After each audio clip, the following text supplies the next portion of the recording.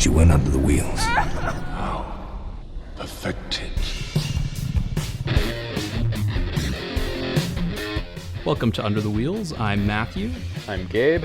And in today's exciting episode, we are going to talk about John Frankenheimer's penultimate film, Ronin. I'm actually really excited to talk about this. And I'm mainly excited because I think I have a very interesting history with it. And my history with it, actually, you play a pivotal role in. I don't know if you know this. I don't know this. Ooh, this is going to be interesting. So when we get into Ronin, I'm interested to hear what your history with this movie is, because you're one of the few people I know who actually owns it on DVD. I own it on DVD as well, but that's because I got it in a special pack that had The Usual Suspects and Ronin. With that said, I've watched Ronin like 4 or 5 times, and I have never touched The Usual Suspects. So. But yeah, I'm actually really... Because we were talking about it on the last episode, I'm really pumped to talk about Ronin with you. Okay, cool. Do you have any words before we get into what you've been watching lately? Not really. I mean, Ronin, I think, is both... It's one of your and my personal favorites. It's a great movie, but it's also one that I think holds a special place in my heart just because it's one of the movies that I kind of grew up with. So I've seen it like, a dozen times at various points throughout my life. And I've loved it every single time. Interesting. I did not know that. Yeah, I'm excited to get into your personal history with this movie as well, because, well, we'll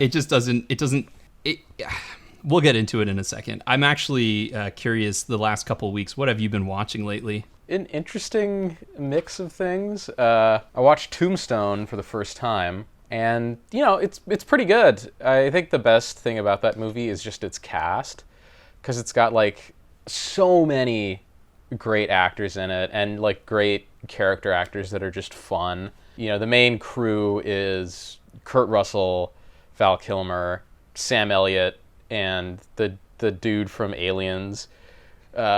Game over, man. Bill Paxton. Bill Paxton, yeah. Which is like, that's great in and of itself. That's a great cast for a movie.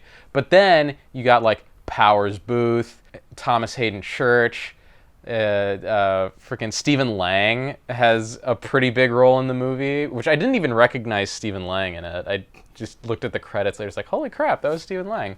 Was his hair colored? I thought it was still I thought it was still gray even in that movie. Yeah, it's gray in that movie. But he's just like forever so 50. like, yeah, well, he's just like so bearded and dirty in that movie. Yeah. It's hard to recognize him. And I mean, the other thing, it's like probably the earliest movie I've ever seen of Stephen Lang's is Mindhunter, because he plays Freddie Lounds in Mindhunter, and it's weird because he looks like such a dweeb in that movie. He looks like Stephen King or something. I could see that. Yeah, it's a far cry from like the grizzled old tough guy Stephen Lang that we all know and love. And just for context, Manhunter has been... I mean, the novel Red Dragon has been adapted at least 3 times now. And, first one was Manhunter in the 1980s, adapted by Michael Mann. Mm-hmm. And then there was the more recent one adapted by Brett Ratner. Which apparently is pretty good. I've seen bits of it, and it's like, whatever. But Philip Seymour Hoffman plays Freddie Lounds. So people thought that Stephen Lang was so weird and gross that he played a character that someone later deemed Philip Seymour Hoffman a good choice for. And then, I don't know, I think they changed Freddie Lounds to a woman in the Hannibal TV show, because they adapt Red Dragon again for the Hannibal TV show. Oh my god, really? Yeah. But yeah, so like Stephen Lang is in Tombstone.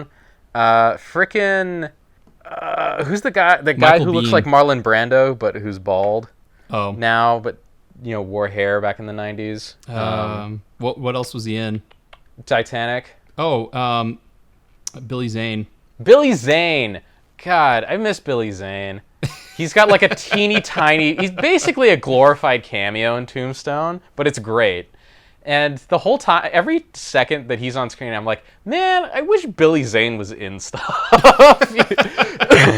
He's in direct to... 'cause I think he was in like the Scorpion King 3 or 4. So he does direct to DVD stuff now. Yeah, it's keep those a checks coming in. shame. it sucks because he's a good actor and he's like very charismatic, but he's just no one. I guess no one gives a shit. It's like, you're bald, pal. Go away. He got a role for playing like creepy guys for a while. I don't know if Titanic helped his career or sunk his career. It probably sunk his career because he was in a lot of cool stuff before Titanic. Yeah. He also just never made it to leading man stuff because he tried, like, because I think you watched The Phantom recently, and Billy Zane starred in that, right? Was that you who watched it recently? I saw The Phantom. I saw like 10 seconds of The Phantom on TV 15 years ago. I think he's the main character in that. That's awesome. Yeah. I mean, he's like a romantic lead type guy in season 2 of Twin Peaks. Although that's when he was a bit younger. But yeah, it's just like he's got like a cameo in Zoolander. Yeah, I wish he was in more stuff. He's infinitely more likable than DiCaprio, that's for sure. You're talking about Titanic? Yeah. Well, and just real life. Like, in real life, Billy Zane seems like a cool dude, whereas Leonardo DiCaprio seems like a dick. Especially when you read about like the shenanigans that he and his pals got up to. Oh yeah, especially with him and Tobey Maguire. Oh gosh, yeah. You saw Molly's Game, right? No, but I know Michael Cera's character is supposed to be Tobey Maguire. He's a composite character, but yeah, he takes many leads from Tobey Maguire. But wait, quick story on Leonardo DiCaprio. You know how when he was in Django Unchained and he smashed the skull and cut his hand, and then he just kept doing the role anyway, and like Kerry Washington looked disgusted. Mm-hmm. I'm pretty sure it's because of all of the like STDs that could also transmit through blood and saliva that's on his hand as he's like wiping her down. And I'm just like, poor Kerry Washington. She's about to get some bloodborne disease. God. Leonardo DiCaprio. Never had a girlfriend older than 30 or 25. Never had a girlfriend older than 24. So gross. I know. Like, it was okay when you were like 25. As you get closer to 40, now you're in like Seinfeld territory. Ew. Yeah. But yeah, who else? What other great Michael Biehn. Michael Biehn, that's right. Yeah, Tombstone is just stuffed to the gills. Who else? Henry Portrait of a Serial Killer. Michael Rooker is in there. Oh yeah. Damn. What's her name? Dana Delaney's in there. Yeah, it's just who there's another female star in there. There aren't really any big female stars in there, but it's just the cast alone kind of makes the movie. That and Val Kilmer's great performance as Doc Holliday. I mean, everything else in that movie is like serviceable. You know, like the writing is pretty good. The direction is inconsistent. But the other interesting thing about Tombstone is it's the movie that financed Beyond the Black Rainbow, because George P. Cosmatos directed Tombstone. His son Panos Cosmatos directed Beyond the Black Rainbow and Under the Wheels, one of the Under the Wheels' favorite movies, Mandy. Mandy, yeah. So if it wasn't for Tombstone, Panos might not have a career. That's a good point. Because he funded all his early stuff off of Tombstone royalties. Jesus Christ. I know TNT used to play that movie all the time. So like, I'm sure like half of it was just like TNT royalties over and over again. It feels like the James Cameron movie that doesn't have James Cameron on it. Just based off of the cast. That's what I always thought. I know.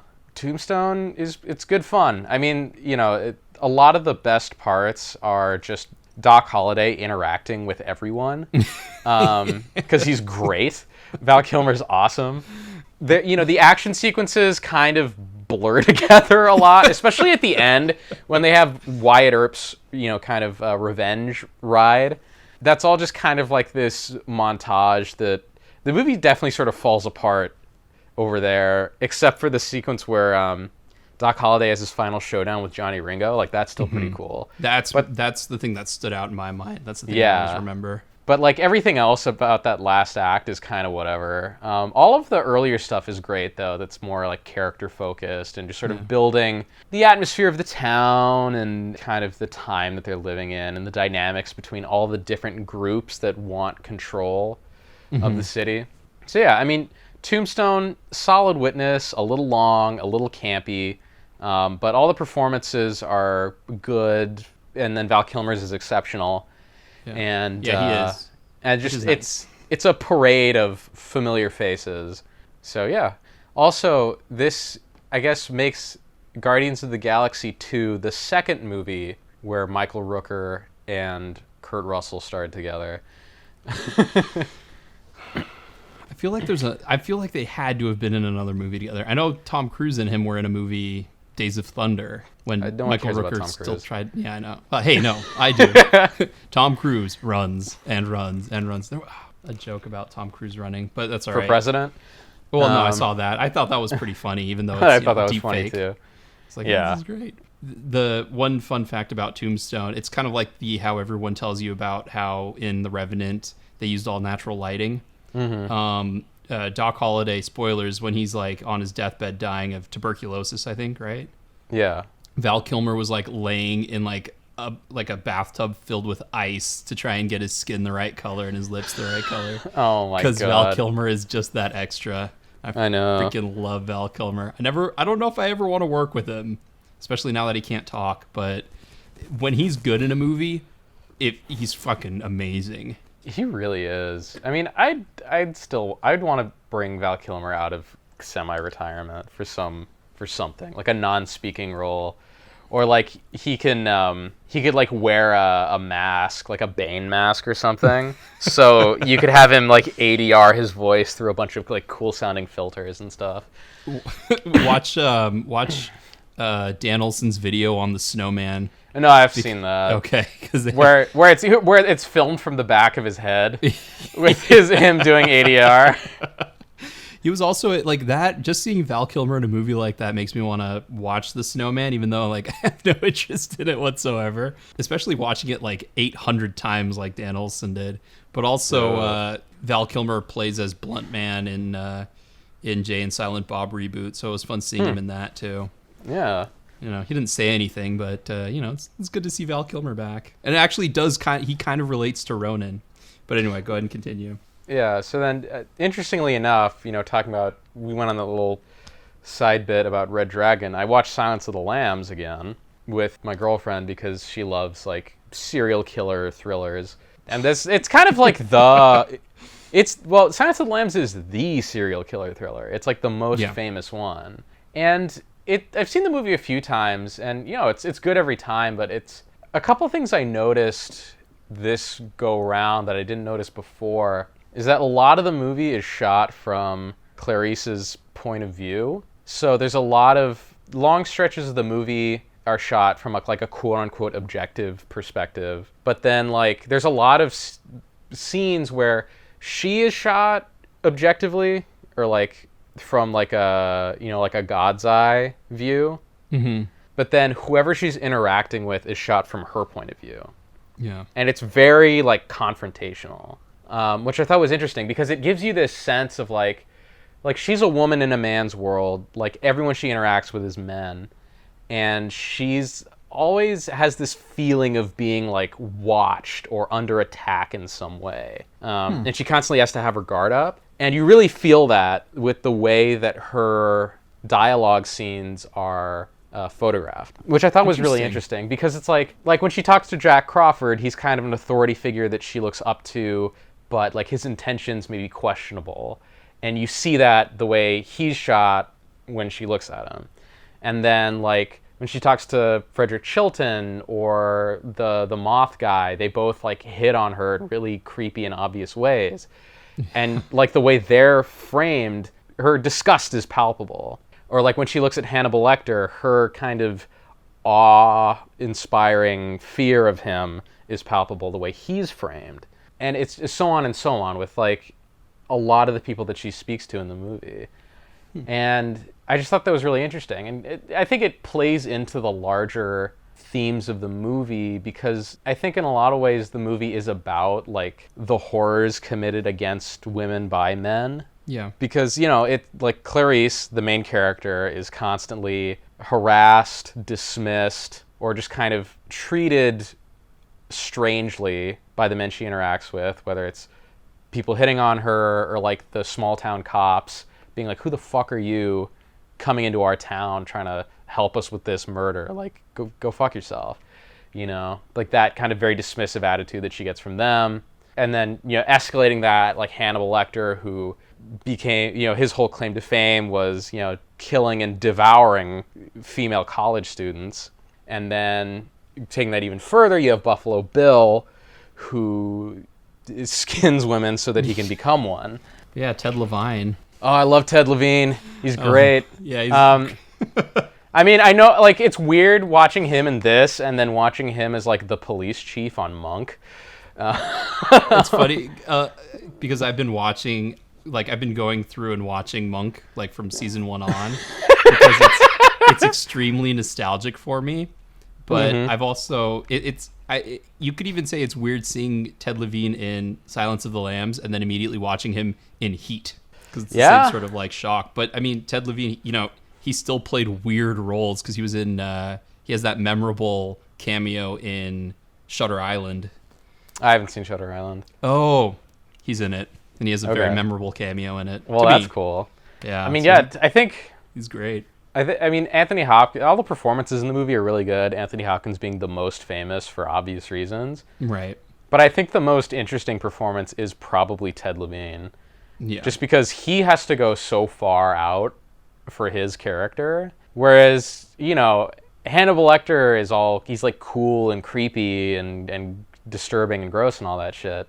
But, he's still very, like, it feels like an Anthony Hopkins prestige performance, at the end of the day.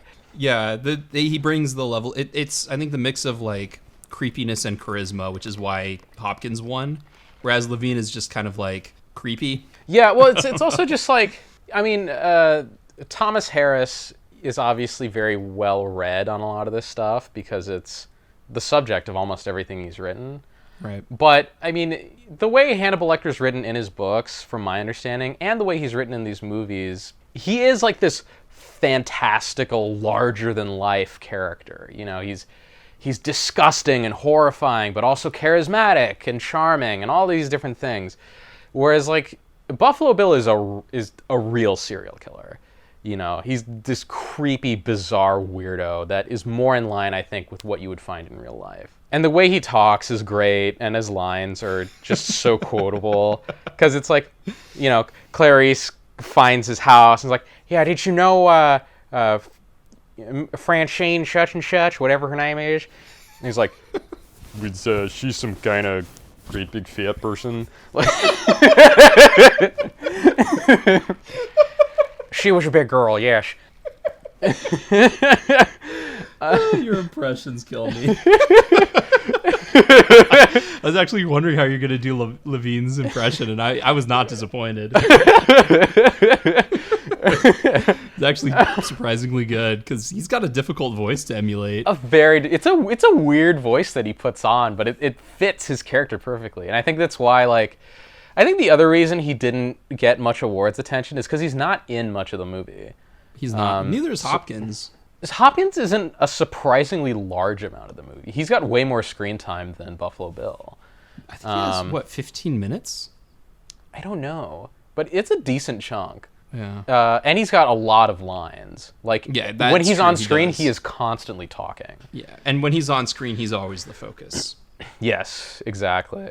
But Jodie Foster won as well, right? I think she won. I think so. But yeah, it still holds up. It's still really good. And then the last movie I watched was Ice Age.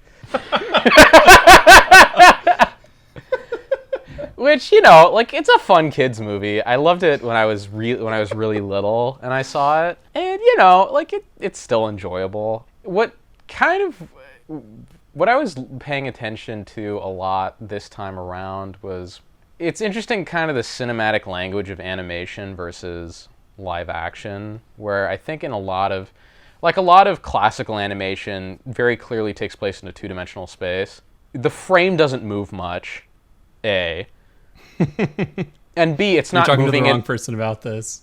And B, it's not moving three-dimensionally most of the time. It's moving, like, left, right, up, down, if it moves at all. And I think that aesthetic, especially in the early days of CGI animation, which Ice Age would belong to, there is still a lot of that bias towards just, you don't need to move the camera a whole lot. Just animate what's in the shot, and then we want to animate something else. We have a new shot. And then then they do move the camera, a lot of the time it's moving up, down, left, right. Contrasted with something like Ronin, where you strap a camera to the front of a car, drive it 100 miles an hour through traffic. Very different ways of using the frame to tell your story. So I just thought that was interesting, because there's a lot of visual gags in Ice Age that rely on very two-dimensional camera moves. Okay. Which just kind of stuck out to me this go-around. Yeah. Any one in particular that you can say? Because usually I know when you ask me for examples, I'm like, oh, fuck. There's a couple. One? So, like, the movie starts with all of these Pleistocene animals migrating south, for the winter, and Sid the Sloth gets left behind because he's annoying and no one likes him. I love John Leguizamo in those movies. Yeah, I mean, John Leguizamo's fun. But he wakes up on his tree branch and he's trying to look for his family members. And him looking for his family members, every time he says a name, the camera pans two-dimensionally up, down, left, right to different branches on this tree that are noticeably empty. And there's like several bits of physical comedy that take place entirely within a two-dimensional space. Like, they're completely horizontal. So, like, he steps on a rake and hits himself. Horizontal.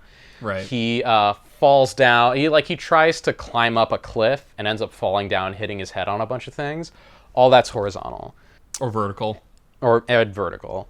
Yeah. There's a bit where they're in these ice caves and he's seeing, like, preserved animals from earlier periods of geologic time. And it kind of does that, like, evolution of man, but with Sid the Sloth. And, again, completely horizontal. Because it's like, it's just the camera's moving from left to right, and the frame is slowly getting bigger.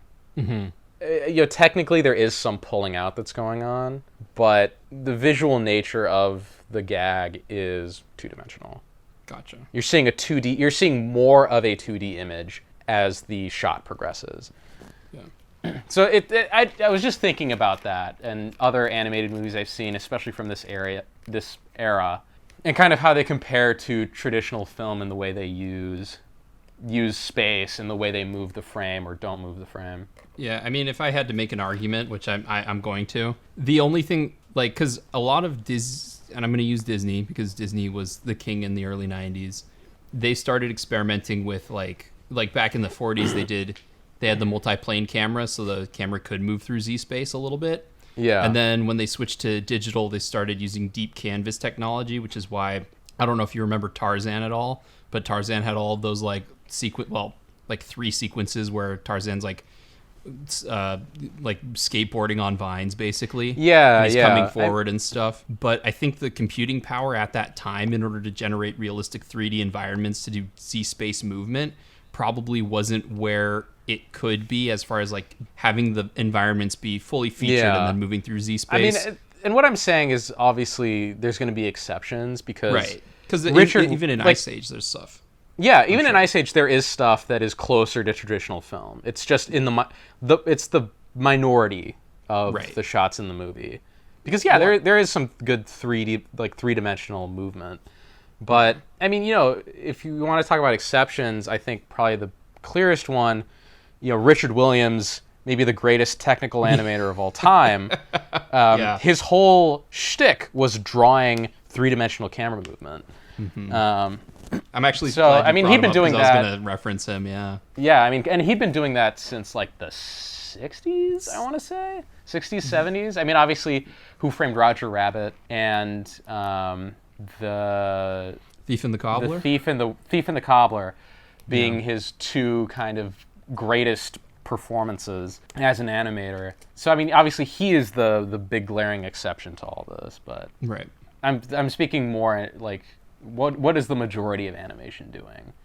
Yeah, I mean, it's like I said, especially knowing what I know about, like, watching the animation and stuff, like 3D was a huge thing. I mean, I think it's all those when Shrek 4D or whatever, 3D or whatever, when they started making those movies where they're like, hey, look, 3D, put on the glasses. Then everyone was like, oh, we should put the camera down and have these long tracking shots. Well, I think the other thing too, it's like when you got animation directors in with more film sensibilities, like Brad Bird, Yeah. Like, you watch even the Iron Giant, and there's a lot of... I mean, the Iron Giant's mostly hand-drawn. Yeah. There's a lot of stuff in there that's designed to mimic, like, crane shots and things like that you would see in live action. So I think more people like him getting into the animation space help push the medium forward. I also think that a lot of what Pixar and DreamWorks have been doing technologically, especially working with folks like Roger Deakins, has pushed it forward a little bit. So now we're definitely in a space where aesthetically animation's looks a lot more like film in terms of how the shots are constructed and how it's edited. So what have you been watching lately? I'm still like in animation mode here. 2 movies to talk about. The first one, Outrage Coda, which I was really looking forward to. Ooh, that's your boy Takashi Kitano, right? It is, yep. The Outrage trilogy is the strangest trilogy you'll ever watch. I don't think there's any trilogy that's weirder than this one, just from like a narrative point of view. Are you familiar with any of the movies? Not really. I'm just trying to think, like, could it be stranger than the Dead or Alive trilogy? The Dead or Alive trilogy? The Dead or Alive trilogy, all directed by Takashi Miike. With the first movie being completely bonkers to the point where I'm not even sure if I want to watch the other 2. Are they all called Dead or Alive? I think so. Or is it a connected theme trilogy like the 3, like the Cornettos and Death trilogy or whatever? I'm pretty sure they're all called Dead or Alive. But I go... Yeah. Dead or Alive 2: Birds, and Dead or Alive 3 Final. All were released about a year or 2 apart from each other. You know what, now that I'm thinking of the Outrage trilogy, I'm thinking it might be very similar to the Pusher trilogy, and the Pusher trilogy might be the strangest one, actually, because at least Outrage trilogy is connected it's connected by theme and also by one character, but that's where it's weird. Okay, go on. So the Outrage trilogy, Beat Takeshi plays one of the characters in the first Outrage movie, who he's supposed to be a minor character because he wanted to try and change it up, make a movie about multiple main characters doing things, and his character was just one of the many characters in that. Okay. And at the end of the movie, spoilers, quote, he dies. But then in Beyond Outrage, they bring him back. They say, oh, he didn't really die. And he is the main character in Beyond Outrage. So like everything kind of focuses around him and one other guy. Okay. And then in the third movie, he is in it, but it's kind of like back to the first movie where it's about this whole family, but this whole family kind of like trying to interfere with him. So he has like his own side plot that's loosely connected to the movie, but it's really about all of these other family members. So that's what I mean. Like you're not supposed to get invested in him in the original Outrage movie. Then you get really invested in him in Beyond Outrage. And then in the last one, it's just like, oh yeah, he's here doing stuff. But then there's this other plot line, which is to say Beyond Outrage is probably the best of the 3. Yeah, Outrage Coda was kind of it was okay. All of the movies are just about people getting mad in the Yakuza. And hence the name. Hence the name Outrage.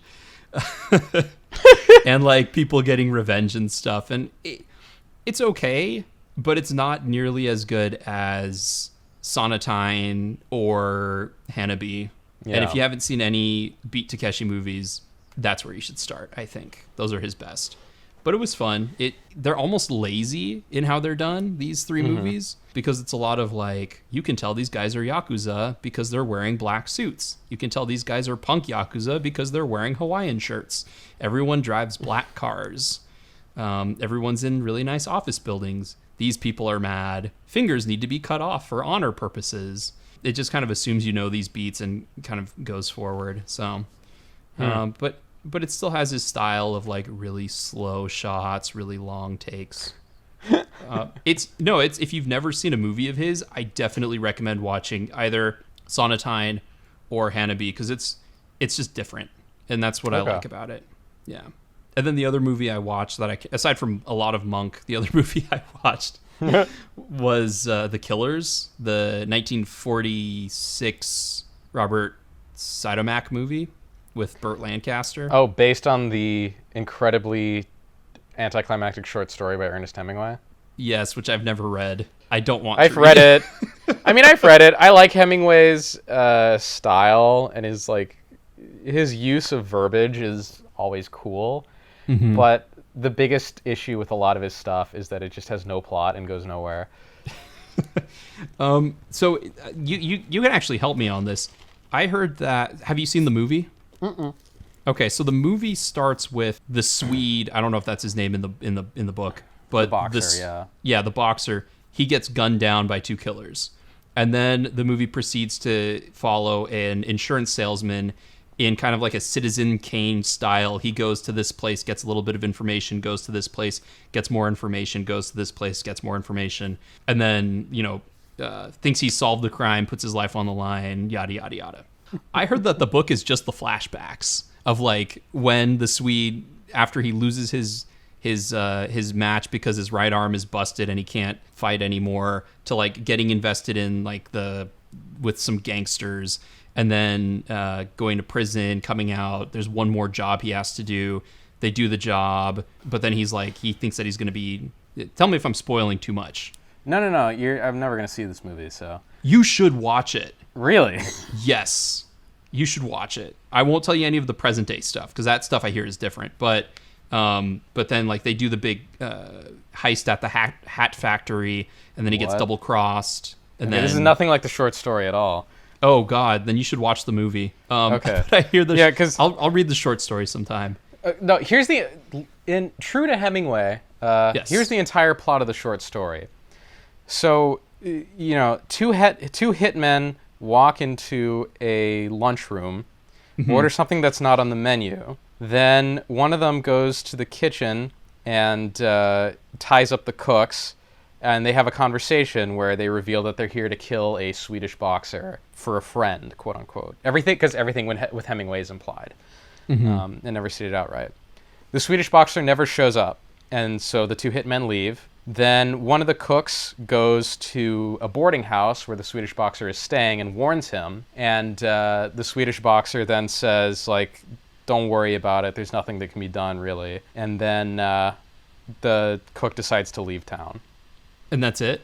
That's it. You should watch the movie. It's amazing.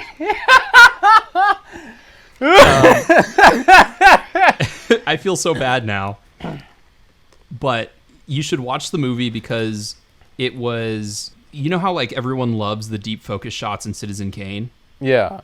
There's a lot of that going on. There's a lot of like a lot of stuff happening in the frame of the camera. The plot itself is like the actual events are kind of ghoulish and serious, but the whole movie almost has this like winking camera, or winking to the camera. This is film noir. This is a detective story, but instead of being like deadly serious and morbid, we're like kind of having fun with it. And there's a scene, the robbery scene is all done in one take. It's a giant crane shot, and it's amazing. Wow, this sounds so much better than the short story. Oh, it's really good. It feels a little long, but it's totally worth it. Like, okay. I saw it for the first time in film class, and I was obsessed with it because, on top of having amazing cinematography and like what's her name, Ava Gardner's in it, and Ava Gardner's hot. It also has just fantastic use of shadows and light, and like the play of light and shadow, and it's fantastic. So if you haven't seen it, if I had to choose between watching Citizen Kane on a loop for the rest of my life or watching The Killers for a loop on the rest of my life, I might lean towards The Killers, just because like Citizen Kane didn't really have any suspense, and there's one suspenseful scene in The Killers that is just like, mwah, it's like, oh my god, this is so good. So okay. And you'll probably recognize some of the cast members from other movies, other classic movies that you've seen, aside from Burt Lancaster and Ava Gardner. So interesting. Yeah, but that's really all I wanted to bring up. If you haven't seen The Killers, watch it, and if you haven't seen Outrage Coda, you can skip it. Because you'd have to watch Outrage and Beyond Outrage to understand what's going on in Outrage Coda. Wait. Yeah. With that said, there are some deaths that are just shot so honestly that they made me uncomfortable. So like one guy had like a little cherry bomb in his mouth. Wait, is this Outrage Coda? In Outrage Coda, yeah. He had like a cherry bomb in his mouth. They actually, you could see the fuse, and they light the fuse, and the camera just kind of trails the fuse as it goes up, and it'll cut occasionally to like the people watching and stuff. And it just put me so on edge. I was like, oh my God, this is so fucked up.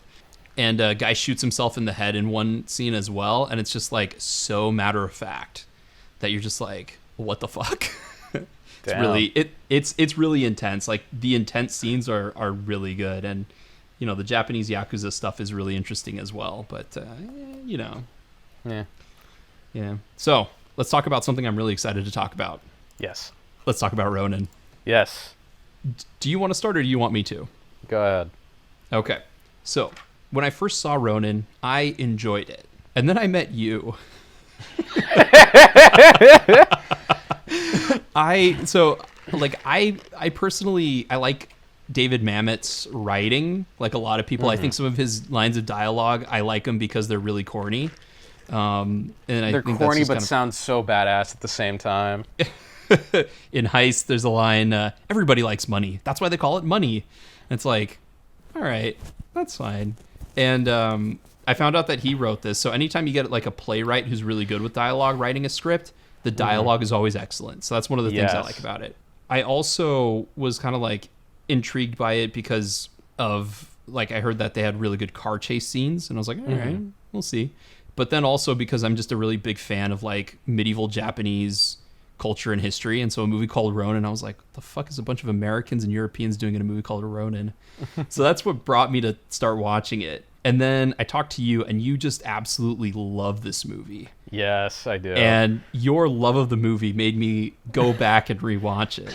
And I will say, every single time I've watched it, I've liked it more and more. Mm-hmm. So it's like my appreciation of it continues to go up in like really small things here and there. So that's why you play a pivotal role in my relationship with Ronin. Yeah, I think I first saw Ronin when I was maybe 10 or so, maybe a little younger. Oh my God. Because it's like, it was on TV, and I watched the bit where, like in the middle, they have that confrontation at the that little Coliseum in Nice that sort of spirals out of control and turns into the best car chase of the movie, arguably. Yeah. And I was just floored by it. I'm like, oh my God, this is so cool. My little 10-year-old brain just loved it. And then I was asking my dad, like, what is this? And he's like, it's a movie called Ronin. It's really, really good. And I'm like, why is it called Ronin? It's not in Japan. And he's like, well, just keep watching. They'll explain it. And then, because the scene right after that is when they go to the former spy who makes miniatures, and he talks about the 47 Ronin and stuff. And I'm like, I don't get it because I'm 10. It's just like, okay, this guy talks about Ronin for like one scene and that's it. And then it wasn't until a few years later when my dad got a copy of it on DVD because he really loves it. And I just sat down and watched the whole thing all the way through. And then I got it. I'm like, oh, okay, it's a metaphor. But yeah, ever since then, I've absolutely been in love with this movie. It's a movie that I can quote just endlessly with other people in my family who've seen it. Like I'm always me and my family are always quoting that's the first thing they teach you stuff.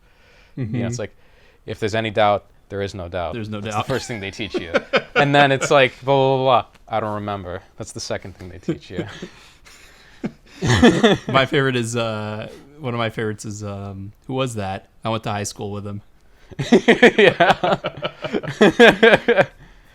There's a lot of good quotables in this movie. I mean, there's you can be part of the solution, you can be part of the problem. Otherwise, you're just part of the scenery. My favorite is, what's in the case? Just because it's the ultimate MacGuffin. Oh, it is the ultimate MacGuffin. It really does not matter at all what's in the case. Even like the best is at the very end of the movie when he's like, well, I won't spoil that yet, but the case is the ultimate MacGuffin. But yeah, it's just like all the great dialogue, all the character relationships, all the awesome car chases, just the way, the twists and turns of it, how heavily plotted it is, and the way that it kind of like it doesn't care to just kill people left and right. You know? Or just get rid of him if need be. Yeah, it's like, oh, you thought this guy was important? He's dead now. Oh, we spent 10 minutes building up Sean Bean just to get rid of him? Yeah. Yeah, exactly. In one of those rare movies where Sean Bean actually lives. He actually lives. He just gets dismissed because he sucks at his job. And pukes. Big time. He pukes, and he doesn't know the color of the boathouse at Hereford. He doesn't know the color of the boathouse. That's how we knew. I mean, come on. Like, how did I get the upper hand on you? Me and a cup of coffee. Come on. I know. So fucking good, dude. It's Robert like, De Niro's so awesome in this movie. Oh, he's so awesome. It's like you want to set up a fucking crossfire? I just got you in a crossfire with a cup of coffee. That's what it is.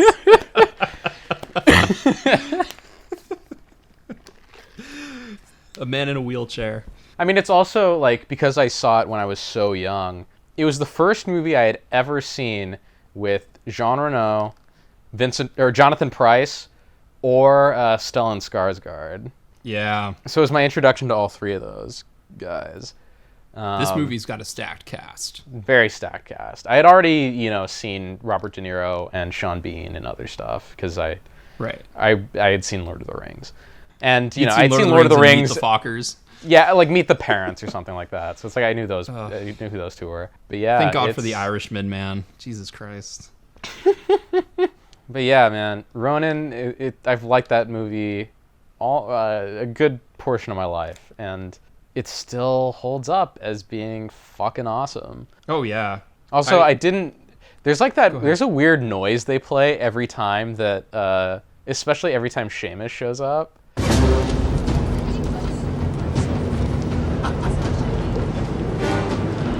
Excuse me. Excuse me, monsieur.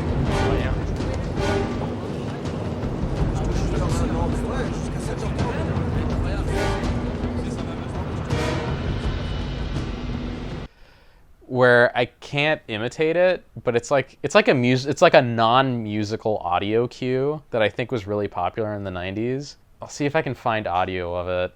Okay. But they really I can abuse rip it it from in the this movie. movie. Yeah, probably. I'll see if I can. They really abuse it in the movie, though. Seamus. Also, that lady, Deirdre, I didn't realize she wasn't Irish because I've never seen her in anything else. So I just assumed like she was some Irish chick that's only in this movie. Yeah. I'm like, I feel like I've seen Natasha McElhone in some other stuff. I thought she was just like a model that they got to do the role, and I actually thought her Irish accent wasn't particularly good, but it is. Yes. Yes. Seamus. There was one line she said that I was just like, ooh, it's overdoing it. I thought Jonathan Pryce's was way more like overbaked than hers. They were both really bad. Hers is just heavy. His sounds like over the top. Yeah, I mean, is Jonathan Pryce ever like? Can you ever really take him seriously though? Have you ever seen Brazil? No. He's good in that. Robert De Niro is also in Brazil, funnily enough. I don't think he's bad. I don't think I like watching Jonathan Pryce in things like, Pirates of the Caribbean, The Curse of the Black Pearl. He's great in that, for the fucking 5 minutes he's in it. But I didn't watch him in Game of Thrones. What else? There was a time he was popping up in everything, and I was like, yeah, Jonathan Pryce is great. I'm sure he's great in The Two Popes. Ugh, who cares? Fucking Two Popes. How did that get an Academy Award nomination? For fuck's sake. It's like the what is that one movie that beat out The Social Network that I hate? The King's Speech. It's like The King's Speech. It's telling a really like dry story, but with like handheld cameras and like documentary style footage. I know. Like, what the hell? Speaking of like movies that should have won awards, freaking Ronin. I don't understand how it got no Academy Awards, especially nothing for Best Editing. Yeah. Because it's maybe one of the best edited movies I've ever seen, just because, it's a spy movie about, after the Cold War, all these spies and soldiers no longer have a purpose. So, like Metal Gear, they become mercenaries in search of a cause, Yes, before Outer Heaven there was Ronin. Before Outer Heaven gave them a purpose again. So it's like this sense of people who spent their whole life following orders, doing what they're told, doing horrible things out of a sense of duty and out of a sense of honor. And now that duty's ripped away from them. And they're just trying to survive. And, you know, it's like they all know each other in this weird... It's like they've all, like, been on opposite sides of various conflicts in the past, and they all know each other, and there's this weird, like, hey, don't I know you? It's like, oh, yeah, we were in Vienna or whatever. Oh, yeah. And then they start shooting at each other. You know, like, which I love. It's this great template for a cool, like, twisty, turny thriller with a lot of tension, a lot of great character moments, a lot of great dialogue. It's all a lot of very subtle character moments. But the centerpiece is the car chases. Because this is a John Frankenheimer movie. And, you know, you talk about, like, innovators in the history of car chases. John Frankenheimer and George Miller are probably the two big names. Because for the longest time, you had stuff like, people were raving about car chases like Bullet, where it's just you lock the camera down on a tripod and have a car drive by it really fast. Well, and then Bullet was also done, and it was done like on the streets and yeah, done on the streets. I mean, and then you had John Frankenheimer come along with Grand Prix and say like, what if we put the cameras on the cars and then drove them like we were actually in Formula One race? Yeah. And everyone's like, holy crap, this is amazing. And George Miller just took that one step further with Mad Max. He's like, okay, what if we put the cameras not just on the cars, but inside the cars while all this crazy shit's happening? Just in the same way that Mad Max Fury Road is the accumulation of all the technical tools that George Miller has built up over his life making car chase movies, I think Ronin is the same thing for John Frankenheimer. Where like everything, all the innovations he's made and that other people have made are now synthesized into this perfect technique of making a car chase. And he has two fantastic car chases. He's got three, to me, because they have the one at night as well. They've got the one at night. They've got and each one builds. Yeah, the it's night a bit of a one lesser take one. Long. Yeah, but it's still in there and it's still great. Like none of the car chases are bad. Yeah.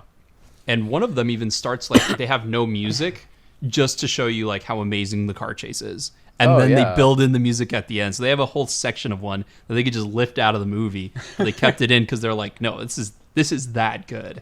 Yeah, it's amazing. And it's, I mean, the amount of technical skill required to pull this off is just something else, because you hear stories about how they had, you know, dozens or even hundreds of cameras set up around Paris and Nice to catch these cars for like a hot second as they drive by. And then you have cameras mounted on the cars and in the cars and on cars near the cars. So you're getting all these different angles and it's all edited so effortlessly. And that's what I think is so astounding about this movie and why, you know, the lack of attention the editing got during awards seasons back in the 90s is so shocking, is that the editing that they have to do to construct these car chase sequences is so absurdly complicated, but it feels just breezy and effortless and simple. And I'm still mystified how they were able to do that. I know. I wrote a note here, a master at the top of his game, very clearly. Not to derail this too much, because I'm going to bring it back to the car chases, but it's funny that the movie just before this one that Frankenheimer did and just after this one that Frankenheimer did, both horrible. Because he did The Island of Dr. Moreau with Val Kilmer, where Val Kilmer was supposed to play David Thewlis's character, but Val Kilmer threw a hissy fit, and so it was just a shit show. And then he did Reindeer Games, which I've never seen. Notoriously terrible movies. Right. That's its era. Like it almost destroyed Charlize Theron, Gary Sinise, and Ben Affleck's career, and it was the last movie John Frankenheimer did before he passed away. Yep. So, not great. So it's amazing that we have this snapshot of like he didn't make a great movie until boom, he made a masterpiece. And like he could have just stopped here and his career would have been perfect. Well, not perfect because he's got a lot of duds in there, but like everything that he is known for, car chases. Plots with a lot of red herrings, old school action and old school acting. Like it's all in this movie. It's just like a master at the top of his game. Kind of like how like Ron and Dreams or Kurosawa's last great movies before he was done. It's great seeing a guy hitting all of the things that he's known for and hitting them with a pitch perfect sound. Yeah, they're like the last gasps of brilliance. Mm-hmm. And I mean, I think for a lot of people, like the best, at least a lot of the reviews at the time, the best thing in the movie was Robert De Niro, which is also weird because there was that phase after like the 1980s where De Niro went on a streak of playing like action heroes, even though he was in his like 50s or 60s or something. I think he's 50s. So, wait, are you saying that Robert De Niro is the real like OG Liam Neeson, like prestige actor, and then as soon as he hits 50 and gets a bunch of gray hairs, he's Mr. Action Hero? I mean, it feels kind of like that. Like, because for the longest time, I always thought it was Denzel Washington that was the original, you know, because it's like he's this very prestigious, serious, dramatic actor. And then as soon as he hits like 45, it's like, boom, man on fire. That's actually really funny. I didn't even realize it was a trend. I thought it was just like I saw that Keanu Reeves did it, but you're right, because Liam Neeson did it in like the late 2000s. And yeah, I mean, you're right. Denzel did, because he had two guns and like all these other weird movies. Yeah, Denzel did. So I guess Robert De Niro, as he is in many ways, paved the way for Denzel and Liam Neeson. Maybe, because like the movies that come to mind are like Heat and this. Like this is such a weird outlier where you look at Ronin and then you look 5 years later into De Niro's career and all of a sudden he's playing like super old guy roles. In like Meet the Fockers and stuff, and it's just like he had to get his last bit of action movie awesomeness in and like banging young girls and stuff when he's like turning 50 or 60. But he's so awesome in this. One thing I didn't really pick up on in all of my viewings of the movie was the romantic subplot between De Niro and Deirdre, just because there's so much animosity between them a lot of the time. The quote romantic unquote subplot. Yeah, also just because it kind of sucks. Like it's not really handled bad. at all. It just kind of comes out of nowhere for one scene, and then the rest of the movie, it seems like they don't really like each other. But he's like constantly like looking for her, and he's like, I want to save you, and she's like, I didn't notice that at all until this time watching the movie, because it's like, oh wait, he still likes her. What the fuck? This movie's so fucking awesome. Yeah, I know. There's like that weird scene where like they kiss once in the car, and then she like straddles him, and then like they come back, and it's just like they're kind of like flirt fighting, I guess. And then she runs away with Seamus. Yeah.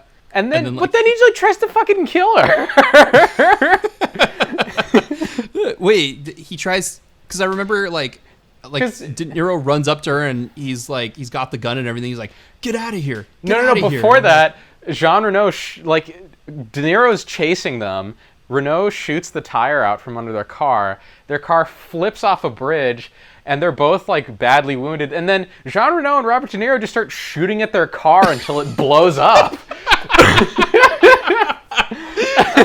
When it goes on over the overpass. That's right. Yeah.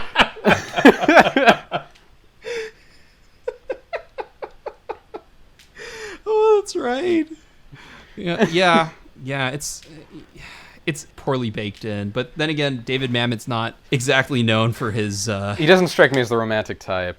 Yeah, even though he made a play that involves 4 people, 2 men and 2 women, called Sexual Perversion in Chicago or something like that. That turned into Say Anything. No, not Say Anything. Yeah, something like that. Yeah, isn't Say Anything the John Cusack? Oh, you're right. It's not Say Anything. What is it? About Last Night? That's the one I'm thinking of. With Rob Lowe and Demi Moore, and you see a lot more of Rob Lowe than you ever wanted to see, and then they remade About Last Night with like a black cast a couple years ago and moved it to LA. But yeah, it's all based off of like Sexual Perversion in Chicago or something like that, which is a David Mamet play about relationships, I guess. I don't know. I guess. I don't know.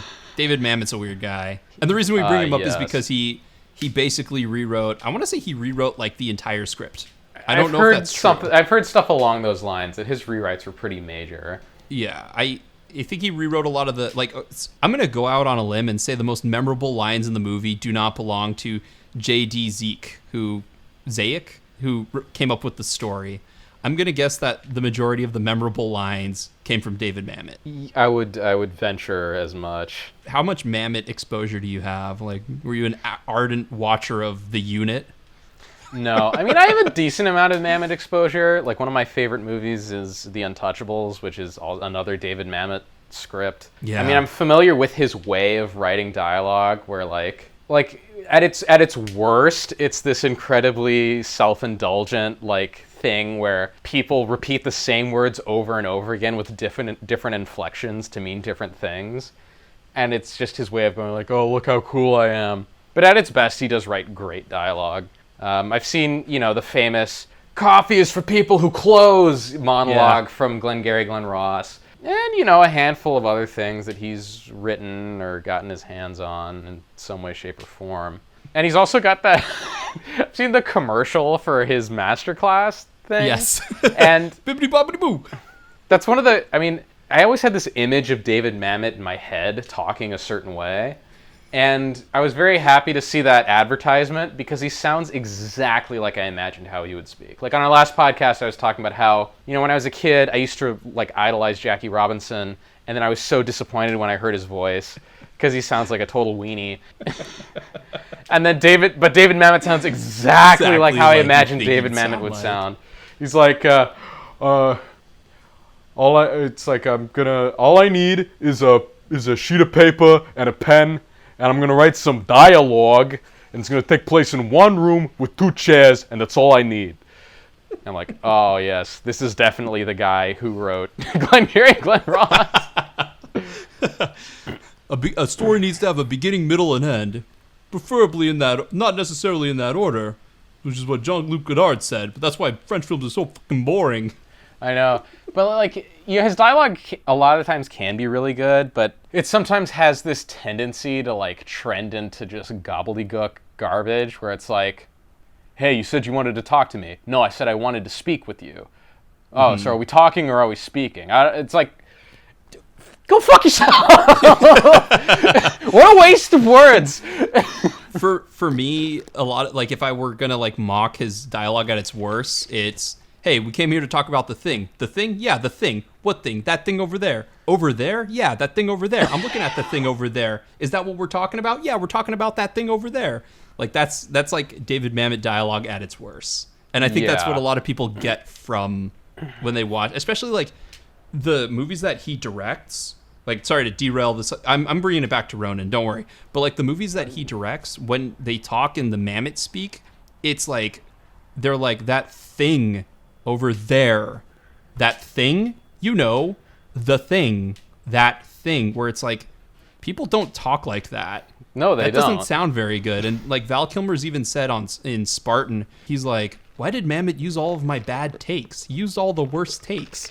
And I'm like, yeah, I can see that happening. I can see they're the most Mamet-esque takes. They sound like the way, that I'm talking, that way, the way that I speak. But for me, Mamet at his best is like when you're watching Ronin, all of the things that are inferred or like kind of left open-ended, like Deirdre will say something like, "All right, we've got all of the preliminaries lined up. Like, where did you start? Where did you get started?" And De Niro will just cut her off and be like, "What's in the case?" Like there's this way that he handles people who are trying to like disguise themselves, that they talk very direct. And like they don't make up a lot of stuff. Like in Reservoir Dogs, there's that moment where like Tim Roth has to like go on this really long story, and it's like if this is a David Mamet film, I'm like, so what's your background? And he's like, is that a cup of coffee? Can I have a cup of coffee? All right, I'm gonna go get a cup of coffee. That I like about his stuff. Like everything I need to learn about being a con man, I'll just watch David Mamet movies. Yeah, that's the thing. It's intertwining with sort of the broader themes of like loyalty and honor and duty. All these characters are without any sort of master, so to speak, except De Niro, who secretly is still a CIA agent. Right. Spoilers. Yeah. I guess we'll start spoiling the movie from now on. Yeah. I mean, yeah. So it's interesting that he's in disguise as a mercenary when he's really a CIA agent, and he doesn't give any backstory. He leaves everything to just implication, and anytime someone tries to like pry, he just sort of misdirects them or says something that is ridiculously open-ended. It's like it's smart. It's like how you would actually deal with it the best way possible. Yeah, exactly. It's like, how did you know there was an ambush? If there's any doubt, there is no doubt. The first thing they teach you.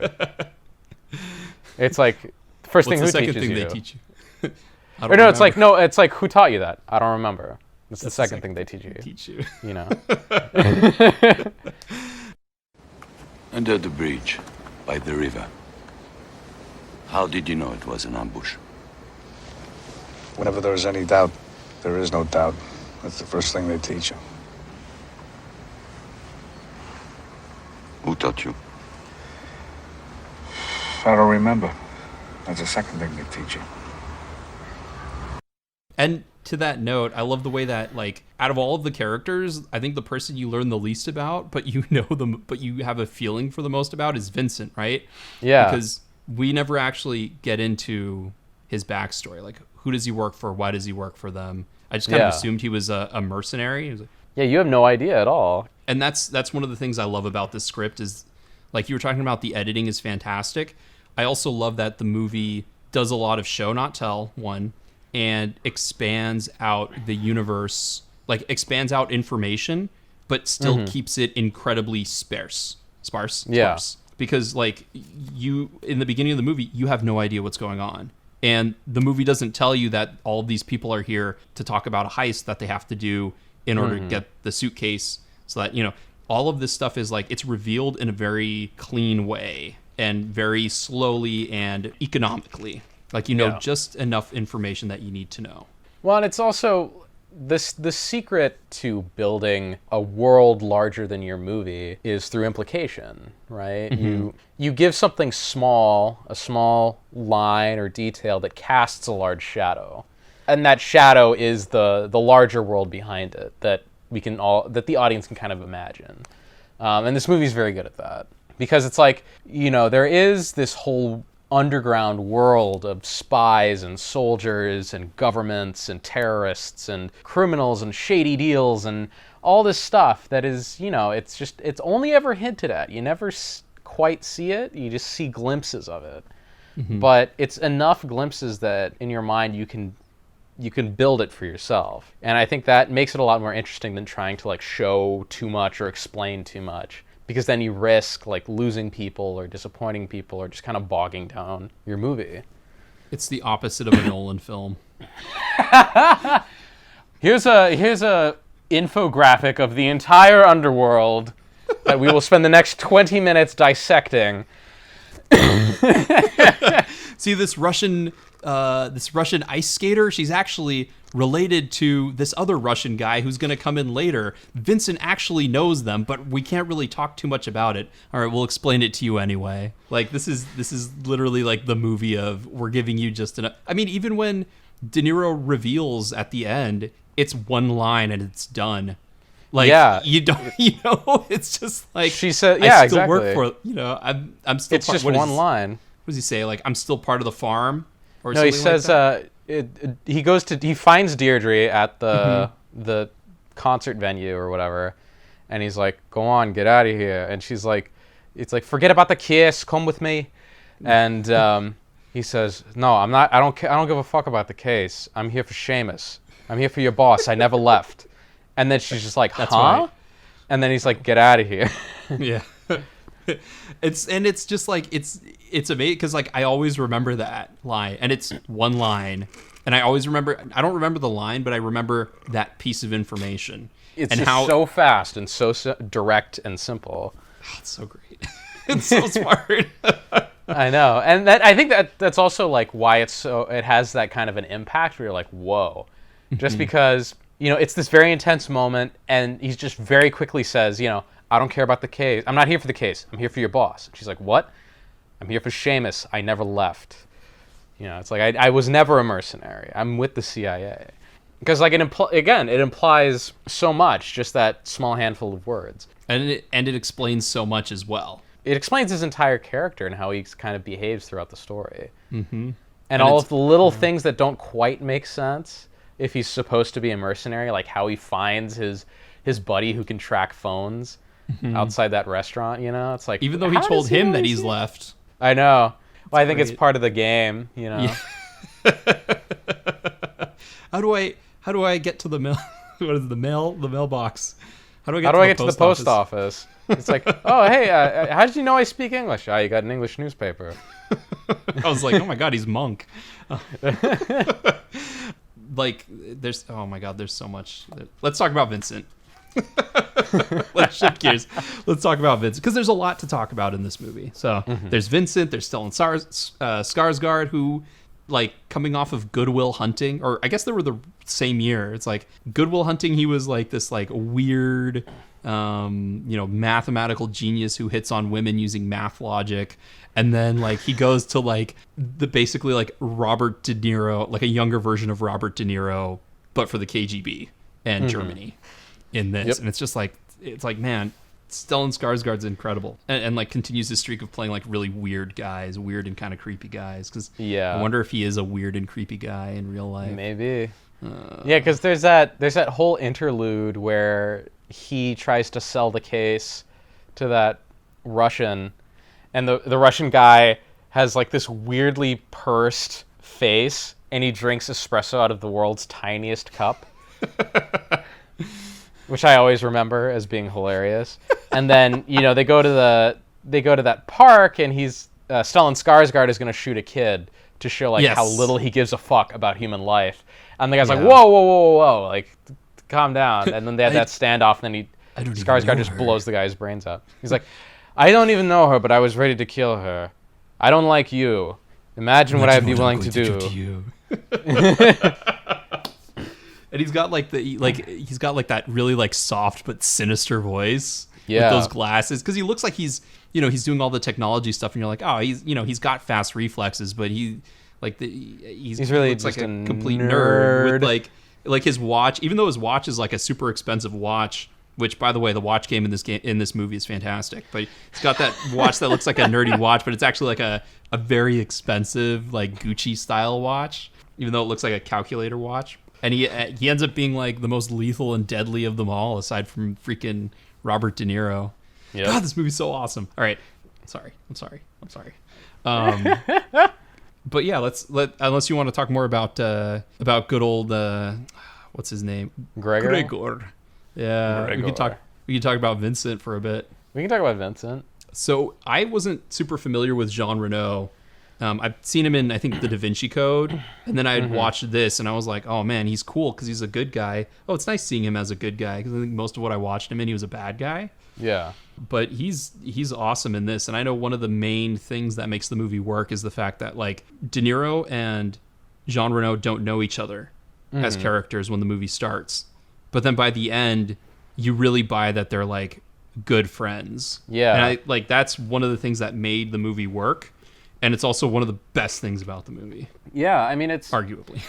I think it's also, like... I mean, it's one of the best things about the movie is their friendship. Also, just the fact that, like, everyone is so shady, but then Jean Reno is, like, just very, like, polite and earnest. And he never attempts to hide anything or, like, be misleading. He's just himself. That's true. And he never like puts on a front, and he's never sinister. He just seems like this good dude who happens to be like some super spy that just got caught up in all this somehow. Well, see, I didn't think he was a spy. I thought he was just like an enforcer or a gangster type person. I thought he just worked for the underworld, but wasn't like a French spy or anything like that. Well, I don't know, because it's implied that his friend, the miniaturist, works in intelligence, or used to work in intelligence. I thought he was a if you've seen in Heat, who what's his name? Can't think of his name. Angelina Jolie's dad was. I thought that's what the kind of role that he kind of was in the movie. John Voight. John Voight in Heat. I don't remember John Voight even being in Heat, so in Grand Theft Auto 4, the guy who had trouble walking with the walking stick that gave you the assassination missions. I thought that's the kind of character he was, where he was able to fence information and provide it, but he didn't actually do the jobs. I thought it was implied that he works in intelligence just because he talks as if he had been in Robert De Niro's shoes before. Gotcha. I like the fact that it's that to me at least it's kind of ambiguous. It's ambiguous, yeah. Yeah. I mean, again, it's like little things that imply a lot. You know, little things about their interaction imply this guy's backstory. I think, like I said, I think this is the first movie I had ever seen Jean Reno in. So that kind of this is my frame of reference for him ever since. I think the other reason why he adds a lot is, because his character is completely different from all the other characters, but also just because in a movie about what is the meaning of honor and loyalty in a world that those two things are either don't exist or they're not valued very much, he and De Niro's character develop like a sense of loyalty towards each other, where it's like even if they're not part of some larger cause, they're just trying to help each other get through this. He saved my life. That's all you need. That's all you need to know. Yep. He saved my life. It's funny because they even have the whole kicking the dog scene, like saving the dog and kicking the dog, because he offers that one guy a cigarette at the stadium, and then when they have to go and beat the shit out of him to get into the dressing room, he's like, I can't do it. I couldn't live with myself if I could. Yeah. A lot of good moments too. Like I also like how that's one of his character traits is he always gives people cigarettes. Yes. Yeah, it's such a. They talk a lot about like, oh, you can't do that in a movie these days. I mean, let's be honest. You probably can't really get away with that in a movie these days if it was set in America. I know, because like people don't really smoke much here, but in France, on the other hand, yeah, and also that his cigarette. Like, I don't know if this comes through on the DVD, but when I watched it on Prime because I wanted to watch it in high definition because I'm shallow and that does add an extra layer to me. I noticed that his cigarettes were all yellow. Yep. Which is kind of they're cool all too, I guess unfiltered. Like, what's it? That one American guy. Anyone have any cigarettes? You smoke too much. And then Jean Reno just gives him a cigarette. Gives him a cigarette anyway. Jean Reno is awesome in this, and like I never really understood why he was an international star until I watched this movie, and I think a lot of it has to do with, like you said, he's very good at balancing the action, the hard edge of the action hero, while bringing a lot of compassion. Yeah, he does it incredibly well in a way that De Niro doesn't necessarily have to do in this movie. Exactly, like he can kind of be the cold, detached guy. When De Niro can, yeah. When Renault is like everybody's friend.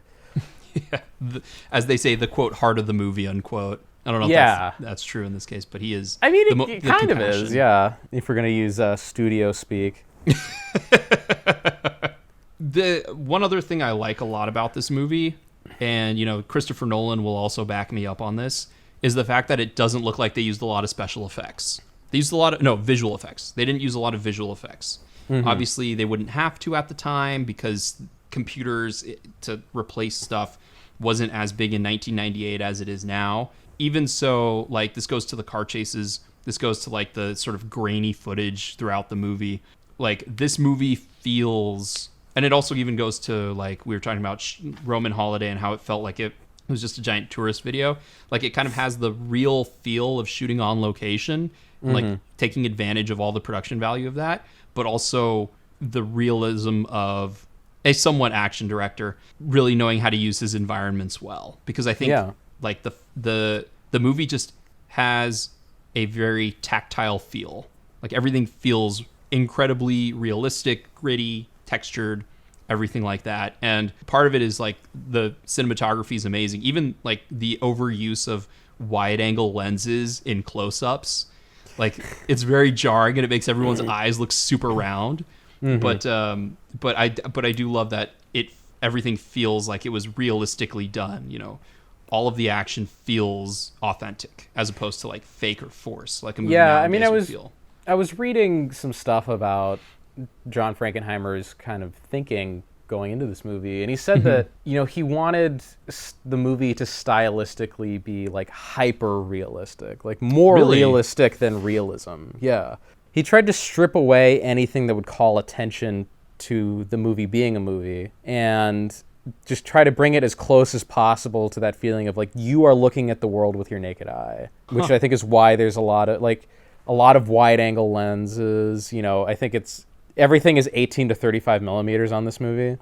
they didn't have like digital desaturation like they do now, Right. but they processed it to have like heavy silver content in the film, very dark shadows, very deep blacks. He told the cast to wear very muted colors at all times, not wear anything like bright or flashy. And then, yeah, a lot of just practical stunt work, practical effects.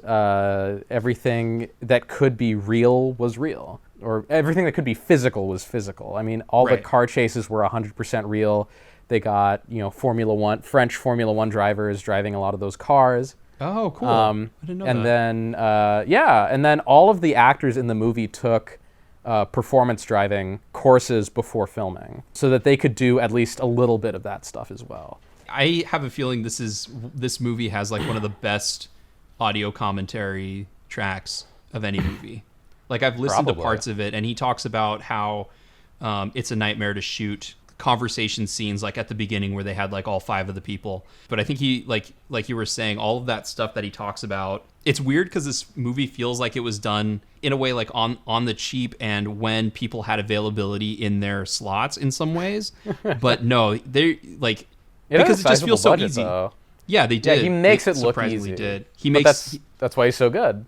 that's what makes the movie so good to me too. Yeah, I agree. And it's in this, and it came out in this time of like right after this. I think movies were going in a direction of like hyper realism, or no, not hyper realism, because this is like super realistic, but like dumbing things down for the audience, over explaining, getting into like fanciful territory. And then this movie comes and it's just like, this is real. Yeah.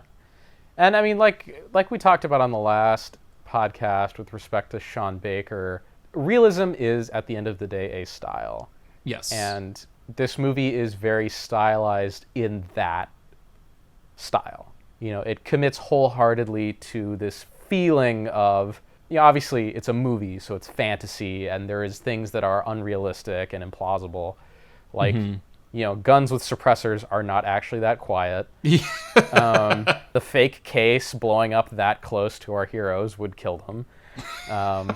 Stuff like that, but it's the feeling that this is real. It's all of the techniques and cinematic tricks and tools that make it feel like real life and not a movie. I will also say, like, visually to that end, it also kind of reminded me of when I watched Skyfall.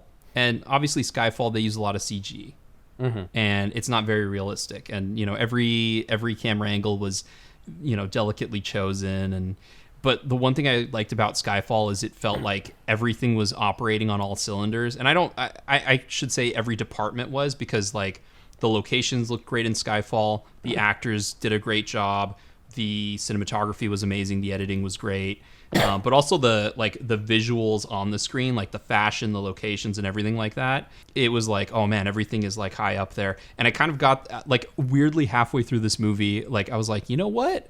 All of the actors look really good in what they're wearing. I know it's a weird observation, but it like going to the budget, like even though they were trying to go for like a realistic and gritty feel, they were like, yeah, but people still got to look nice while doing it.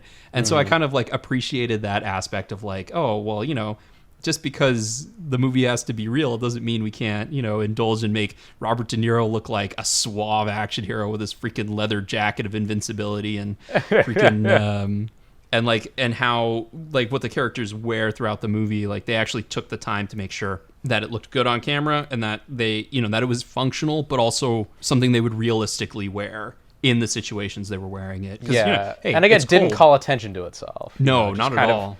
It's there. It's part of the scenery, but you don't notice it. Deirdre and her mom jeans. It's very 90s. Very 90s indeed. Yes.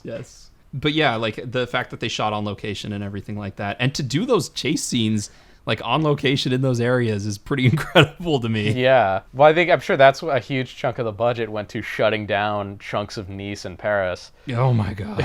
These car What a chases. freaking nightmare. And then again- filling them up with cars after they'd been shut down.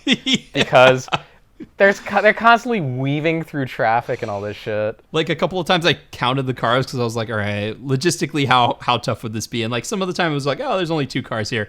But then the one thing I also noticed was like in every single scene through the streets, there was like one stunt guy who had to jump out of his way. Like in Yep. every single section of the chase, you always notice, oh, oh, that one guy with the close call miss. Oh, that one guy with the close call miss. I was like, all right, I get it. I hope they had good insurance. Yeah. Oh my god.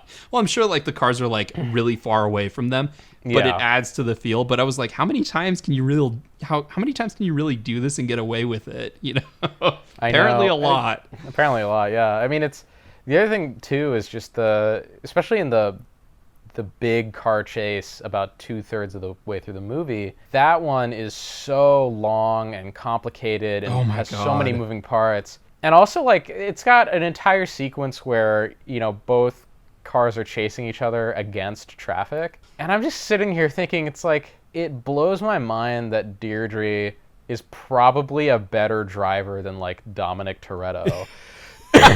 If we're going to compare, like, fictional drivers from various movies. She's, like, somehow a better driver than anyone in Fast and the Furious. I'm like, holy crap. You know... I've never seen Dom do anything like this. I know, without the assistance of CGI either. Without the assistance of CGI or like camera tricks. Again, it feels like you're on the street watching this. You're in the car with them. Mm-hmm. You know, it's that, I'm sure plenty of it is an illusion because it's a movie, but yeah. You know, again, that commitment to feeling 100% real, like you're there, it works. It works incredibly well.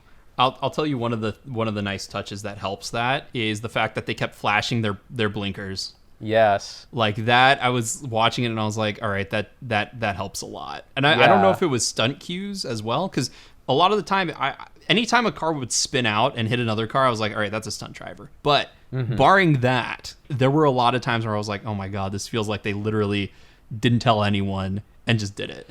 Like get out of the way, get out of the way. Like, yeah, like we did it in real life. We didn't tell anyone we were doing it. We have all the permits. It's like Robert Pattinson running through the mall in freaking Good Time. It's like, we didn't tell anyone that we're gonna do this, but we did it anyway. Like, oh my God. And I'm not a big car chase scene fan. A lot of the time I feel like it slows things down and doesn't really add to it. But in this case, they're so well done, and they also don't care if it doesn't add anything to it, because they're just like, look at how much better we are at this than everyone else. Mm-hmm. I think it's also easier to get away with things like that in a movie that is so heavy on plot, because it's like you almost need a break in some ways, where it's like less is happening plot-wise over a longer period. I would agree with that. And also, I mean... And every car chase facilitates a later engagement as well. Like the big central car chase separates Gregor from the Irish terrorists so that it sets up the finale at the ice rink with the Russians. And they do serve a purpose. I mean, like each chase is motivated and there's different things we're rooting for in each one. So it follows the if you want to call them the quote dictions of action scenes and the laws of action scenes. And like, again, it's not like the car chases are bad. They're fantastic. If you have to, I mean, I would rather watch it disconnected, but the movie does its job of like connecting all of it and giving them purpose for the chase scene and maintaining a good sense of spatial geometry of like where each car is in relation to the other, thanks to the van and Deirdre talking over in that one chase scene, but also just in general in that long one, they do a really good job of establishing the two different cars, how far away they are from each other, what's going on. It's a masterclass in chase scenes. Oh, yeah.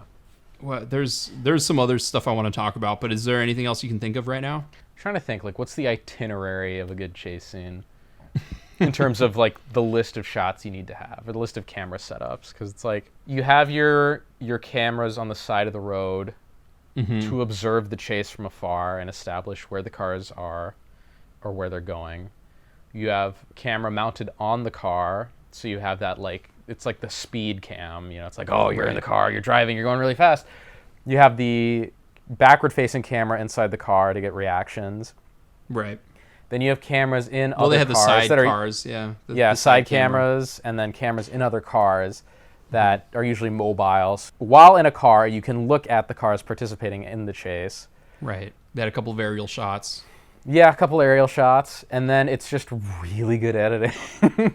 Oh my God, the editing is so good. My favorite kind of goofy shot in all of the chase scenes though is when Robert De Niro's going through the moonroof of the car, and he like pulls out with the rocket launcher, and like the person that comes out has like slightly darker hair and is a little bit thinner. And you can tell it's definitely not Robert De Niro. Yes, and then there's one shot of De Niro holding the rocket launcher, standing through the moonroof, just to like sell the illusion that it's him before it goes back to a stunt double.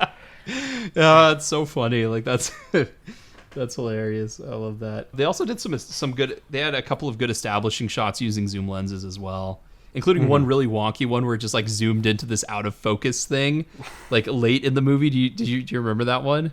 Did you catch that shot? Where they're like zooming way far in, but they didn't have enough lighting, so like the whole thing is super grainy and out of focus on what they're zooming into. I don't remember this. If there's one, it's not in the car chases, but if there's one shot in the entire movie that I was like, why didn't you cut that sooner? It's that one shot.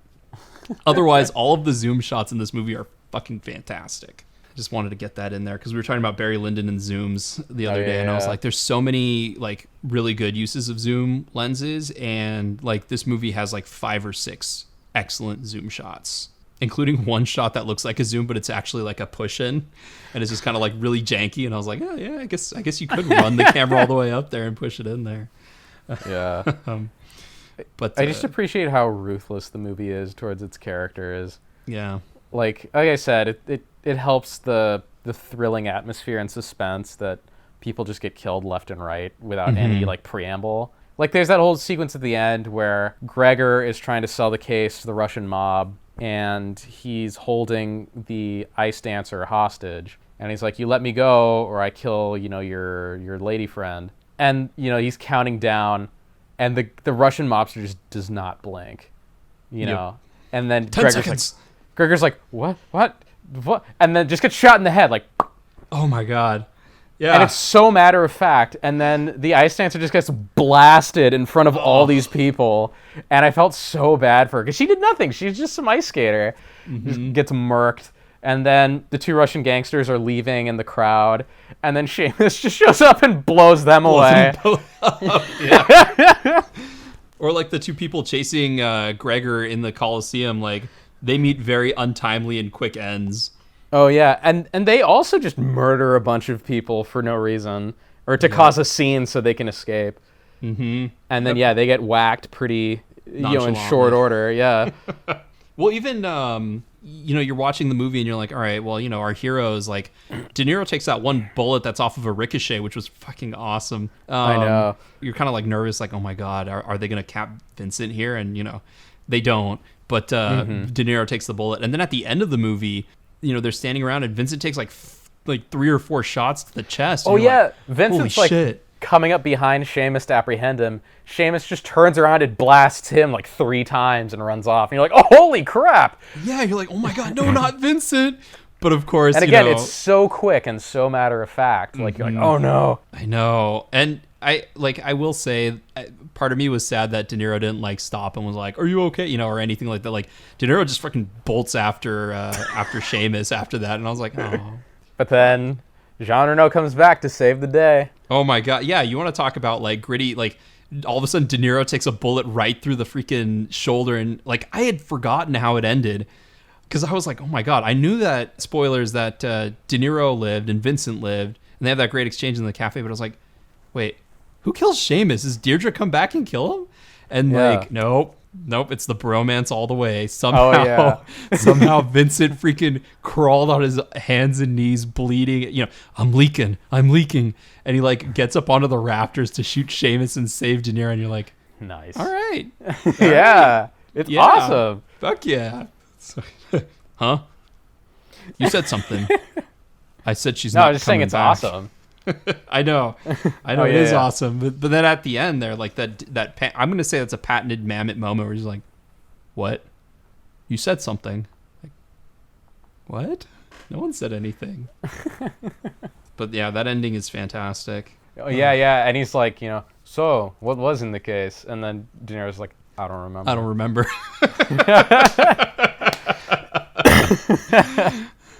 Well, even then, like figuring out the ice skates, like the case was made. He had the case made. He's looking around at the ice skating case, and he's like, the case looks like that. How did he spray paint? Like all of that stuff. Like the Russians provided it. Like all of that figuring out where to go. What would normally be kind of like boring exposure dialogue or exposition dialogue of like, we need to get these characters to know it. How do we do it in a fun and creative way? I know I'm jumping around a lot, but like That's fine. But even that, like the scenes of two guys at a cafe drinking coffee. Who knew that those are some of the best scenes in a movie? In a badass action movie. In a badass action movie. Yeah. Seriously. I just ground everything to a I know. halt here. It's just it's tough because this movie's great and we've talked about it in pretty great detail.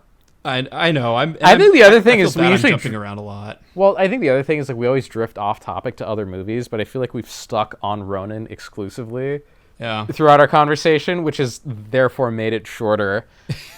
Well, I mean, because we didn't just randomly bring up Star Wars or something. It's hard because like this is like the thing. I mean, again, I had to make a list of like some of the talking points that I wanted to bring up, and the next one is the self-surgery scene that was huge in the 90s and kind of went away for a while, and I'm sad. It's not an action movie. It's not a 90s action movie, I should say, without self-surgery.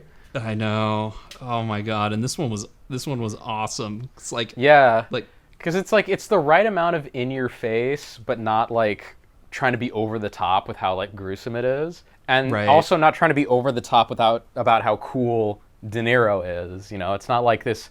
Like he looks like shit the whole time this is going on, and then when it's over, he's like, "No, if you guys don't mind, I'm gonna pass out."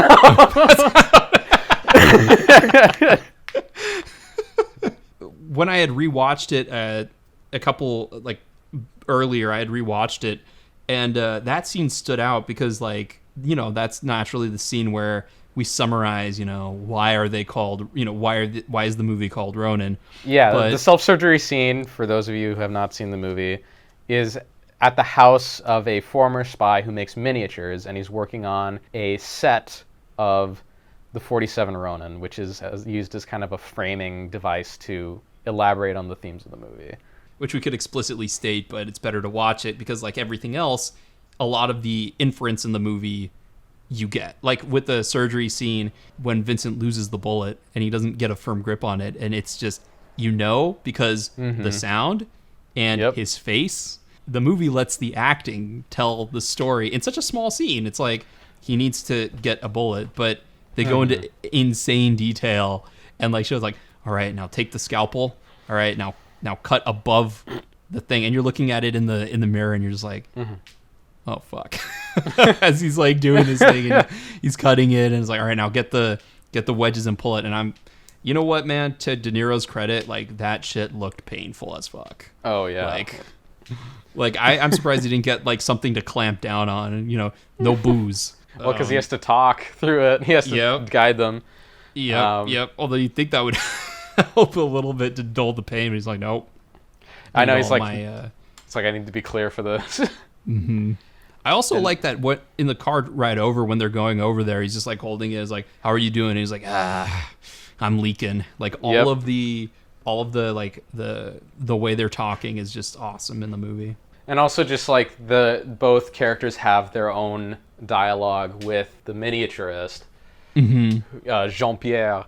Vincent is talking to him, and the guy's like, so do you think you can trust him? And he's like, he saved my life. And like, that's it. That's all you need to know.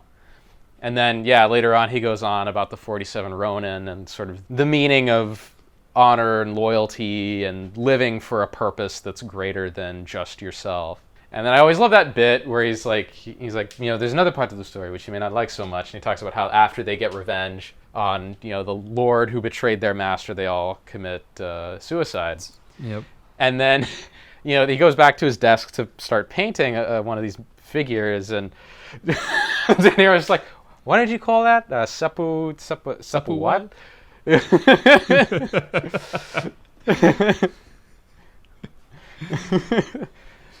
Seppuku. Ritual disembowelment. The sword, and he's got his little paintbrush. Like, sword goes in here, goes into his like big fat belly, and just draws it across. I've seen that actor Michael Lonsdale in one other movie. Yeah. Playing a similar role, but I mean, like, I think he's friends with John Frankenheimer. Oh, was he in a lot of his movies? He's in a few of them. Okay. He's also like French and English, so he's credited as different things depending on what type of movie he's in. So he could be Michael Lonsdale or Michel Lonsdale, based on like what country he's in and what language the movie's in, which I thought was funny. I was gonna say he's like Jean-Claude Van Damme. I go by different names depending on where my movie is. But he, like his small role in here is excellent. No, that part I don't like as much. The element in the courtyard. Yeah, but I mean, like, he's got the important job of having an awesome house and explaining the themes of the movie. Yes, exactly. And then, I wonder if that's like possible as an acting career to just be the guy or gal who shows up 2/3 of the way through the movie to explain the themes in like various movies across time. Like, can you make a career out of that? Can you be a character actor where that's your character? You're typecast as that type. I think so. I mean, Morgan Freeman was basically typecasted as a voice actor. That's true. Knew. So I think it's possible. Like, I think the first couple roles will have to be like, oh yeah, I was the murderer in this movie. But then after that, like, you start getting more and more roles of like, hey, we really like the way you just deliver exposition. Can you be exposition guy? Like Harrison Ford in Apocalypse Now. Can you imagine if you made a career out of that? Like, Star Wars didn't work. You just have to be exposition guy in Ford Coppola movies. I know. Well, it's interesting because before Apocalypse Now, he's like the main villain in The Conversation. But I still have to watch. It's on my list. I've got like 4 or 5 movies that you've recommended on my list. Kind of like how like you made me look at Ronin again. Because again, so my coming at it was I was like, oh, this is kind of a cool action movie that like had a great screen, like had a great stage, a great playwright do the dialogue for it, and had a great action director. Which I have to let me talk about the shooting scenes for a second. But had a great action director, directing it, and had a prestigious actor in Robert De Niro, like, kind of not, for lack of a better term, slumming it to do a dumb action movie, and it was an international movie, so it had like all of these weird check marks on it, and I was like, yeah, it's kind of cool. But I didn't actually like most of the shootouts in this movie. I mean, the shootouts are not amazing, but they're all short, which is good. Yeah, and that's like if there's one flaw with the action direction, it's like he's got the car chases down. We know that, like from Grand Prix and all that stuff. The shooting scenes, well, it's like there's like the fundamentals of filmmaking, right? And there's different levels to it. I feel like the car chase is like master level. It's all the basics, the advanced fundamentals, as well as artistic flourishes. It's the full package. And then the shootouts are just the basics. It's just meat and potatoes, Yeah. It's like, all right, second unit director, I have to pay you. You do the. Well, there's no second unit on the movie. Oh, was there not? No, there's no second unit. Oh. John Frankenheimer and his DP oversaw every shot that was filmed. Oh. Huh. That's kind of cool. That, too, is very Nolan-y and Edgar Wright-y. We didn't really bring up Edgar Wright, but, I mean, I feel like Edgar Wright... Who made that car movie that no one remembers? Did you see Baby Driver? Yeah, saw it in theaters. What did you think of it? I liked it. It was fun. I thought it was okay. I feel like it was kind of like an Avatar for me. Like, technically, this movie's amazing, but... emotionally connected, it's all right. Well, it's one of those movies that kind of like Avatar. It's like, this movie's going to change the game, man. It's going to like, car chase movies, action movies will never be the same after Baby Driver, and everyone forgot about Baby Driver. Well, yeah, I mean, my thing about Baby Driver was like the best chase scene in the entire movie was in the beginning. The very beginning. Yeah, like the big like John Hamm versus Ansel Elgort and Lily James scene. Also, I don't like that was horribly shot or cut together, which I'm surprised at because like Edgar Wright is known for like mixing excellent action with music and tension, and like I was just like so bored with that last chase scene at the end. I just couldn't care, and part of it is because I couldn't care about Ansel Elgort. I don't. I don't care about him. He looks like Tobey Maguire, but less buff. And so, like, I was like, why is Lily James into this guy? I was just like, no, I don't believe it. So all of the verisimilitude just flown out the window. I didn't buy into any of it. But the first chase scene was awesome, but which is the exact opposite of this movie. Where I didn't buy the love scene, I didn't buy the love story at all, but the chases got progressively better. All of the action got progressively better as the movie went, surprisingly. Yeah, I mean, obviously the finale is less kind of explosive compared to the centerpiece, which is probably that big car chase 2/3 of the way through. But every action scene does escalate up to that, and I think it also as well. Yeah. It makes it feel more sophisticated that the biggest, baddest action sequence is more towards the middle, and then everything after that is like quieter. Well, I mean, yeah. Also, the last action scene, like in that giant arena, I thought was a nice touch. Like, I was like, okay, that's a cool location to have it in. And again, the movie for me gets a lot of plaudits because the locations are just excellent, like across the board. And also that, like, all of the bad guys are actually really intimidating. I don't know if you felt that way, but like Gregor, for example, they do a really good job of establishing that, like, he's a bad dude. He's a ruthless dude, and he will mess you up. And then there's, like, those cronies that you're like, all right, yeah, they're pretty bad. And De Niro's, like, flopping all over the Coliseum, like, shooting them.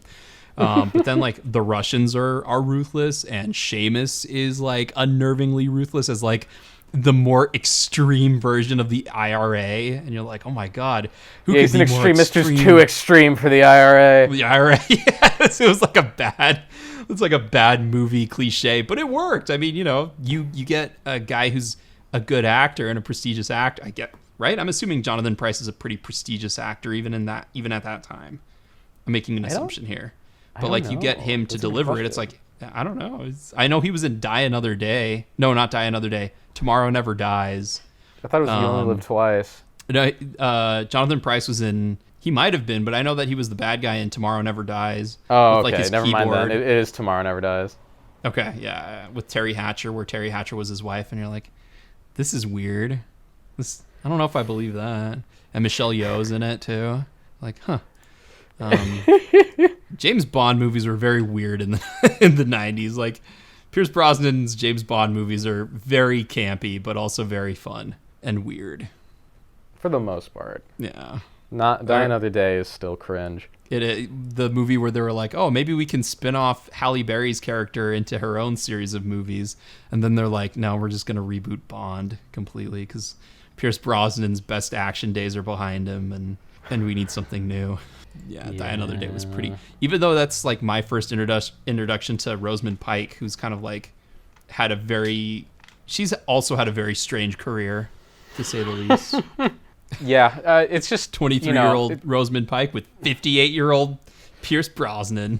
I just don't think anyone ever needed a science fiction James Bond in the 90s with, like, sun laser satellites and a dude with diamonds embedded in his face. The ice castle was cool, though. I liked the ice castle. the car that could turn invisible. Oh, Lord. I'm surprised they didn't just have, like, transforming battle bots at that point. I mean, Bond pretty much has God mode throughout the entire movie, except for the very beginning where he's being tortured. It's like after he gets tortured, all of a sudden, nothing can kill him. If you survive Chinese torture, you can survive anything. I think Tomorrow Never Dies came out that same year as Ronin. Whoa. I think it did. If not, it came out the year before. Year before. The year before. Okay, all right, good. Makes me feel a little bit better about, like, Jonathan Pryce then. Because that would have been like, oh, I'm this campy, really wimpy Bond villain in Tomorrow Never Dies. And then I'm this, like, badass murdering, like, IRA exiled psychotic maniac in freaking Ronin. Beating up freaking Stellan Skarsgård in the bathroom. It's like, all right, okay. Dude, I can definitely see, like, Seamus's backstory being delivered at the beginning of a much worse movie. Instead of you finding out little bits and pieces of him as the movie goes, like they do in Ronin. At the beginning, it's like, your mission is to capture Seamus. A guy who's so bad, he was kicked out of the IRA. whoa. It's like, oh boy. And then, the hero would be like Sylvester Stallone or something like, yes, and then, it's just brain dead bullshit from then on. Can you imagine? Which is funny because Sylvester Stallone's apparently a really smart guy. I know, that's the thing. It's can just you imagine Stallone as De Niro in this? That would be weird. I mean, that's Sylvester. I feel bad for him because he is supposedly a pretty smart guy, but because when he was born, the doctor squeezed his head too hard with forceps, it paralyzed half his face. He will forever sound stupid. So Stallone has like the same thing with his mouth as Milo Ventimiglia, which is why it was perfect casting of him as his son in Rocky Balboa, because they both have kind of like the droopy like they talk out of the side of their mouth kind of thing going. But and again in Rocky, like Stallone actually makes himself sound stupider, like intentionally.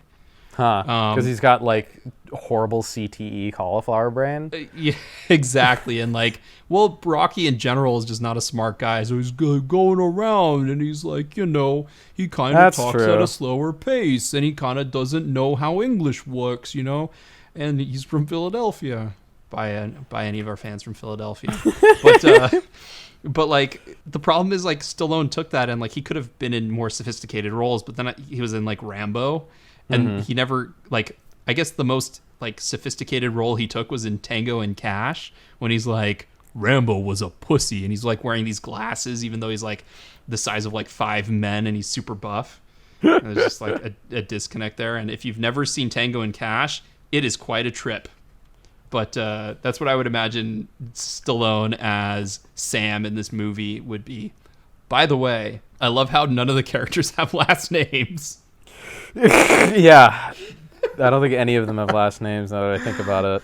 No, I don't think so. Again, I guess Seamus does, because I'm looking at the cast list and his name is Seamus O'Rourke. And I guess the Russian ice skater does too. Oh yeah, it's Natasha blah blah blah blah blah Russian name. Yeah, Russian insert Russian last name here. As if Natasha is the most generic Russian woman's name ever. It's we have a Russian lady in our movie. What's her name? Natasha. Okay. They can't all be named Natasha. We have to have a different name. I'll just give her a different last name. Well, I mean, they have a Jean Pierre. You have to have your Jean something, preferably starting with a P. You have your Jean Luc Picard, Jean Pierre, Jean Paul, Jean Claude. So they had to hit that too. Yeah, I don't know. Have you ever listened to the audio commentary track of this movie? I don't listen to audio commentary tracks, period. I started this one. I think at one point Frankenheimer reveals exactly how many cuts are in the movie. Wow. Yeah, because he just knows. Well, this is pre-digital, so it's not like he had Premiere open and he could count them. How many times he presses the down key to jump the cut. Yeah. Apparently there's one wipe, but there aren't very many wipes in the movie either. Kind of like what you were saying, how he wanted, verisimilitude or a realistic feel. Isn't the wipe used for 2 scenes of horizontal, or 2 horizontal tracking shots or something? I think so. Yeah. So it's even the wipe kind of fades into the cinematography. So you don't notice it, doesn't call attention to itself. And then they butchered it and abused it in movies like 1917 and Birdman and. Well, 1917 they abuse wipes because that's one of the few tricks you have to sell the one take thing. Yeah, the same in Birdman. They use a lot of wipes in that one too. Well, again, you're selling the one take. Not everything is Russian Ark, all right? Good. Russian Ark is terrible. I've never seen it. I just know it's 2 hours and they could only, anytime they filmed it, they could only do 2 takes a day, one in the morning, one in the afternoon. I guess they were not cutting anything. I have seen it and it's awful. It would have been so much better if they just used the digital wipe or I'm going to have this thing pass over. Can we wipe Russian there? Ark it's literally just a 2-hour tourism video for the St. Petersburg Art Museum. That's what I've heard. Because all it is this guy wanders around the St. Petersburg Art Museum. That one really cringy actor from A Window to Paris shows up and occasionally comments on things and then disappears.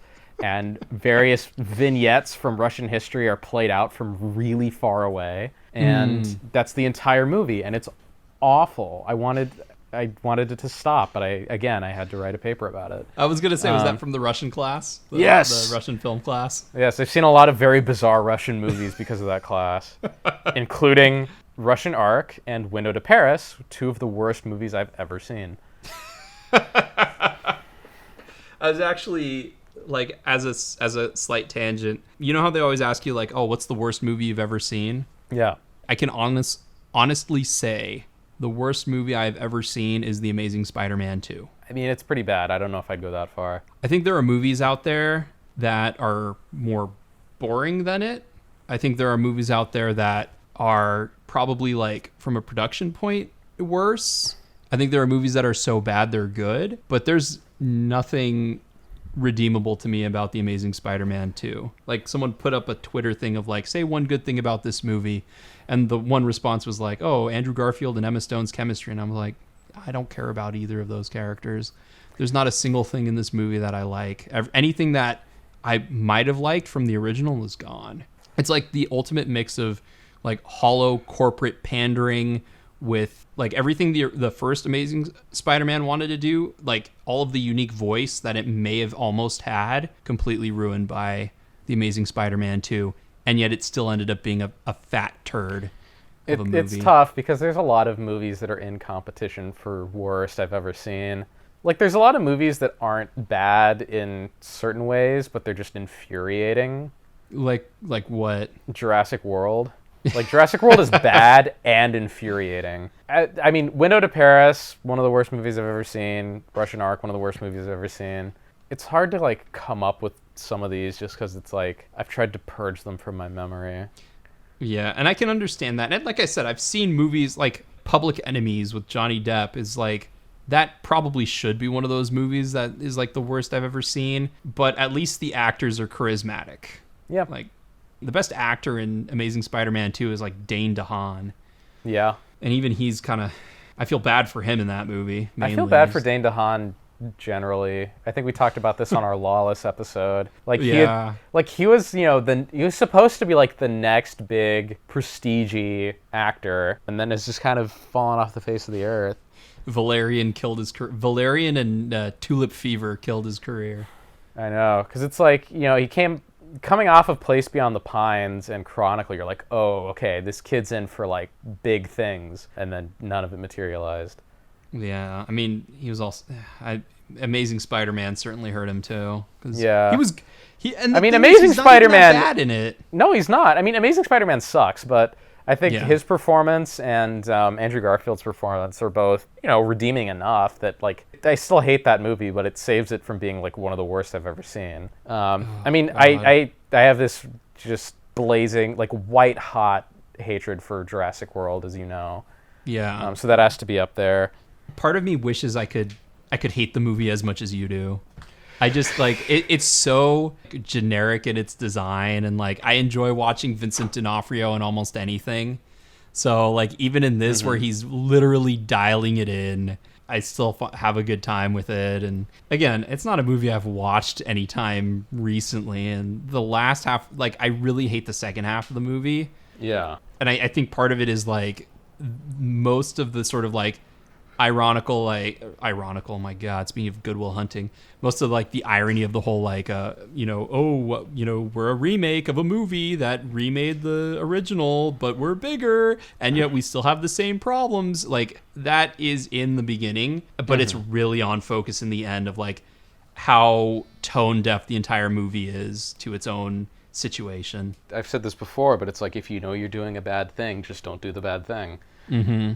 Don't do the bad thing and then be like, oh, I know this is terrible, but let's make fun of how terrible it is. It's like, no, just don't make it in the first place. There's been a lot of discussion about ludonarrative dissonance now, and it's like... The only reason there's discussion about it is because it's a weird term, and every time some internet nerd uses it, they get to explain it and feel smart. Well, hey, guess what? I'm an internet nerd, but, like... The whole, but like that's what it reminds me of like this whole idea. Now I don't care as much as a lot of other people, but this whole idea of like all right, we're gonna give you a gun and look at this guy, he's pleading for his life, but the only thing you can do is shoot him. Okay, so you shoot him. And it's like, aren't you a terrible person for shooting him? And you're like, what did you want me to do, game? Turn off the console? It's like I could have done that. That's what like the Jurassic World thing feels like to me. Totally feels like when that. you talk about it. Yeah, I'm it's like you're stuck in a cutscene and it says press A to shoot, and then you press A and then you shoot the guy. And it's like, wow, why would you, the gamer, do something so terrible? It's like, because why my are only you way the to gamer advance such an the game asshole? is to press A. It's like, and now It's we're so gonna make you feel stupid. bad about it for the next 3 hours. Like, what? Yeah, I think- give me the illusion of open choice. Ugh.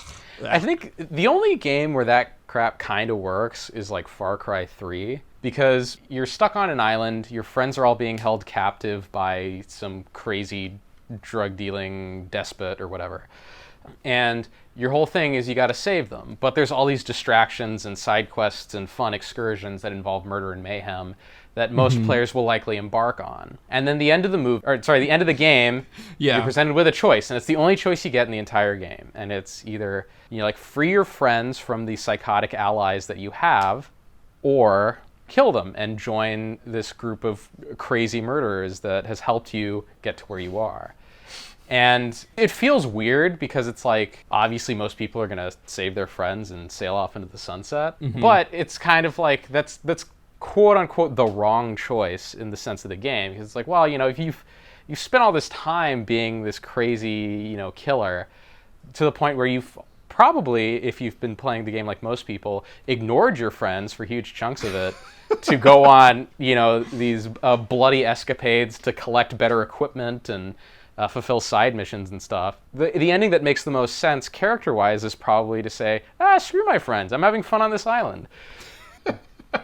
But it's one of the only games where I think that kind of works, and it's done in a very weird way where it's like, it gives you that choice to sort of complete the circle or break it. Right. It's not just like, do something bad. Why did you do that bad thing? And you're just like, what? Yeah, I mean, at least they give you the choice, right? Yeah, So like a lot of the issue with exactly. like, I think because it happens a lot in like The Last of Us is kind of where it came into focus, but also like Spec Op The Line, where they're like, aren't you horrible for doing this bad thing? And like, well, yeah, but I couldn't do anything else. Well, but Like, I think had to Spec do Ops this The bad Line was a thing. little bit smarter about it because it's not attacking the player directly. It's more it's more a commentary on two things. It's a commentary on game design. It's like, you, the player, are constantly being fed things to do by the developers. Like, what is the meaning of your decisions in that Right. kind of a framework? So that's the first part. The second part is like, it's about war, so it's sort of, you as the player are like a soldier. You're just given your orders and you got to complete the mission.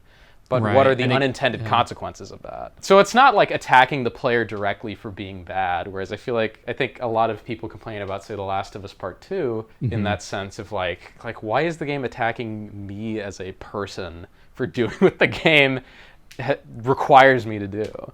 Or like I know in Tomb Raider this became a huge thing, like the remake of it, because they're like, oh, look at Laura like pine over this person that she just killed, and like it was a tough decision after she had literally murdered half the army with a machine gun.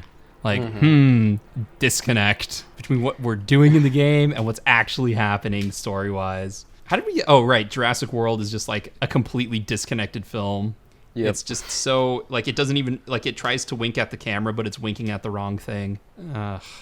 I can see why people don't enjoy it, and especially like Irfan Khan is like dead halfway through the movie. because Irfan of Khan, the stupid- best character in the whole movie, dies halfway through.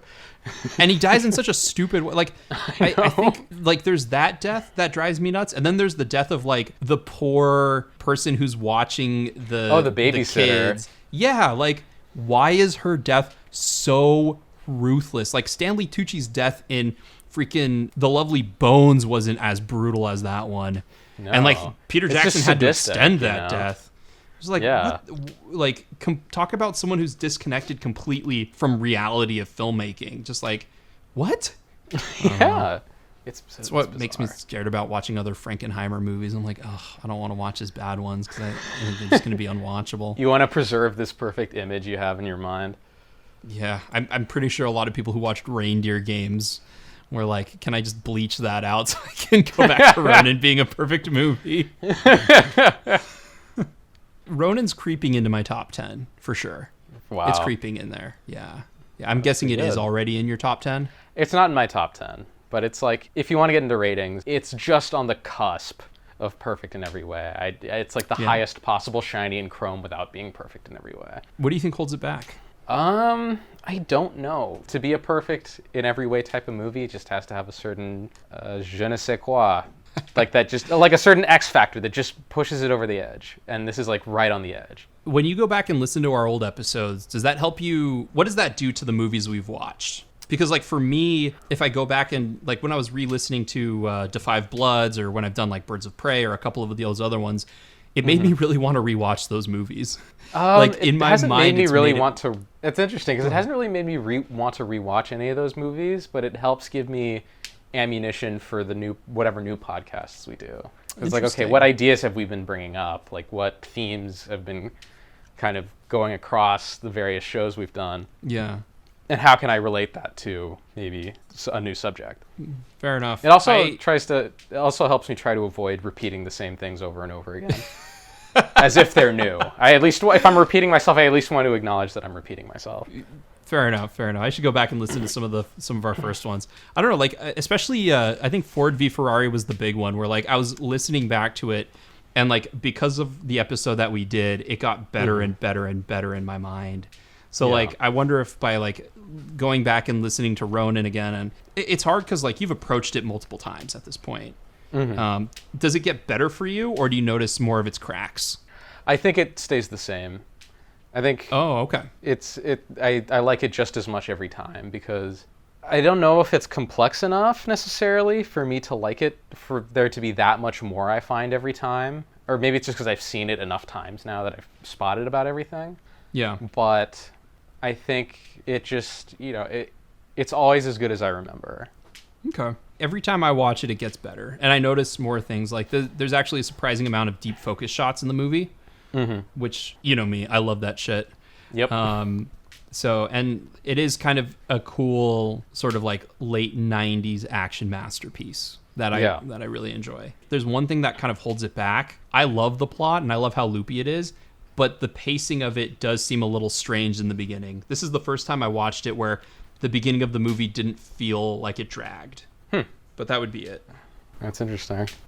Yeah, I know it's kind of weird. Like it feels like it's paced in a way of like mathematical perfection, but not necessarily like, especially the first couple times I watched it, not necessarily like edge of your seat engagement perfection. Now every time I watch it feels almost like a 70s movie or a European movie. Yeah. Where it's a little more laid back. It feels very much like a European movie to me. It's also important that like it was shot by someone who was French, and that kind of added an extra detail of like melding sort of like the American style with the French style.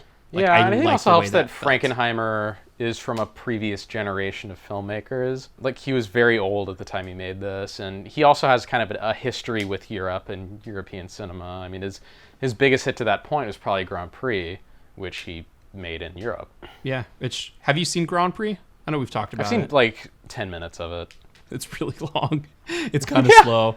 But I think kind of like how Ronin kind of has a little bit of nostalgia for you. Grand Prix definitely has some nostalgia for me because I had never seen it before, and my dad has a lot of stories, and I've watched it and I appreciate it a lot. So if you might want to go into it and watch it. I don't think it'll be shiny and chrome necessarily, but I like it a lot. It's definitely at least a witness, but it's really fucking long. Well, shit. You have anything else to say about Ronin? Aside from the fact that the poster is fucking awesome? I think I said all I needed to say. I think I have too, man. This is shit, dude. It's a really cool movie. And if you guys haven't seen it, I know it's on Prime right now, but it's also just worth buying the Blu-ray, I think. The DVD or the Blu-ray of it. Yeah, I would say so. And not the combo pack with the usual suspects like I did. Because, they always give you like a poor quality version of it when you do it that way. Yeah. Well, we've just thrown John. You know what? Wait, there's one more thing I want to say. Okay. I lied. There's one more thing I want to say. I'm lame, and I don't like the way 90s cars look. That's fine. They don't look it's just a taste very thing. great. Like the Mercedes-Benz 450 SEL 6.9, which our main character was in, that was in like, shit brown the whole time. I was like, Yeah. it kind of looks like a mom's station wagon car. And They're they're like the doing Audi these- that they drive through large chunks of the movie. Yeah, that Audi's probably like they go out of their way to name the specific Audi that this guy wants because of its specs. And I'm just looking at it and I'm like, out of all of the things that have aged poorly in this movie, I think the way the cars look is it. One little touch I do really like, though, is that big car chase. You have Deirdre Seamus and Gregor in the Mercedes, and then you have Vincent and Sam in a Peugeot car, which is like a consumer car, Yeah. And it's like the Mercedes is making all these like tight turns and crazy maneuvers, and then like the Peugeot keeps spinning out and stuff, and it's like it can't handle quite as well. So I thought that was like a neat little detail. That is, yeah. Again, like, it's weird because the only thing I don't like about the car bodies or the cars are the bodies themselves. Like, I love the way the engines sound. I love the chase scenes that they're in. It's just like, why did you have to go with the diaper brown color? Like, But yeah, like 90s cars that feel like 70s cars. God, the 90s cars that feel like 70s cars, and then because they didn't want any bright colors, they had to go with, desaturated-y car look. They couldn't go with the red. They couldn't go with the black. Black or brown. Black or brown, that's it. Because, the mise en scène requires everything to look a certain way. Yes. Well, that's a bad note to go out on Ronin on, so I need to find something else to praise it for. Or you can. Ronin, it's almost perfect in every way. Yes, I would say it's definitely a high shiny and chrome. And it gets shinier and chromier for me every time. Yeah. And so, yeah, that's all I have to say, but we should probably plug some new stuff. Yeah, we have a new website, underthewheels.com. So that's all you got to type in, underthewheels.com, and you'll be on our website. It's a little bit of a work in progress, but, it's getting there. It is. It's starting to look pretty good. Austin's been doing a good job putting in hours on it. I think you've done some work on it as well, right? Yep. So yeah, no, our podcast is available on Stitcher and Apple Podcasts. Be sure to leave a rating and review. Like us on Facebook for all the latest updates and junk. And underthewheelspodcast@gmail.com is still the email for questions, comments, and concerns, although that may change. We'll keep you posted on that. But Also, we'll still look at it. We'll yeah. still check it after we get a new one. Yeah, that's true. We will. And sponsors, if you want to sponsor our podcast, please, give us an email. We'd be happy to. We'd be happy to do plugs. I think those would be really fun if we did sponsor reads. We should do fake sponsor reads sometime to just see how awful we are. I think that covers everything on the web. Oh, music by Mike. Thanks, Mike. And I think that's everything. I'm Matthew. I'm Gabe. And you've just been Under the Wheels.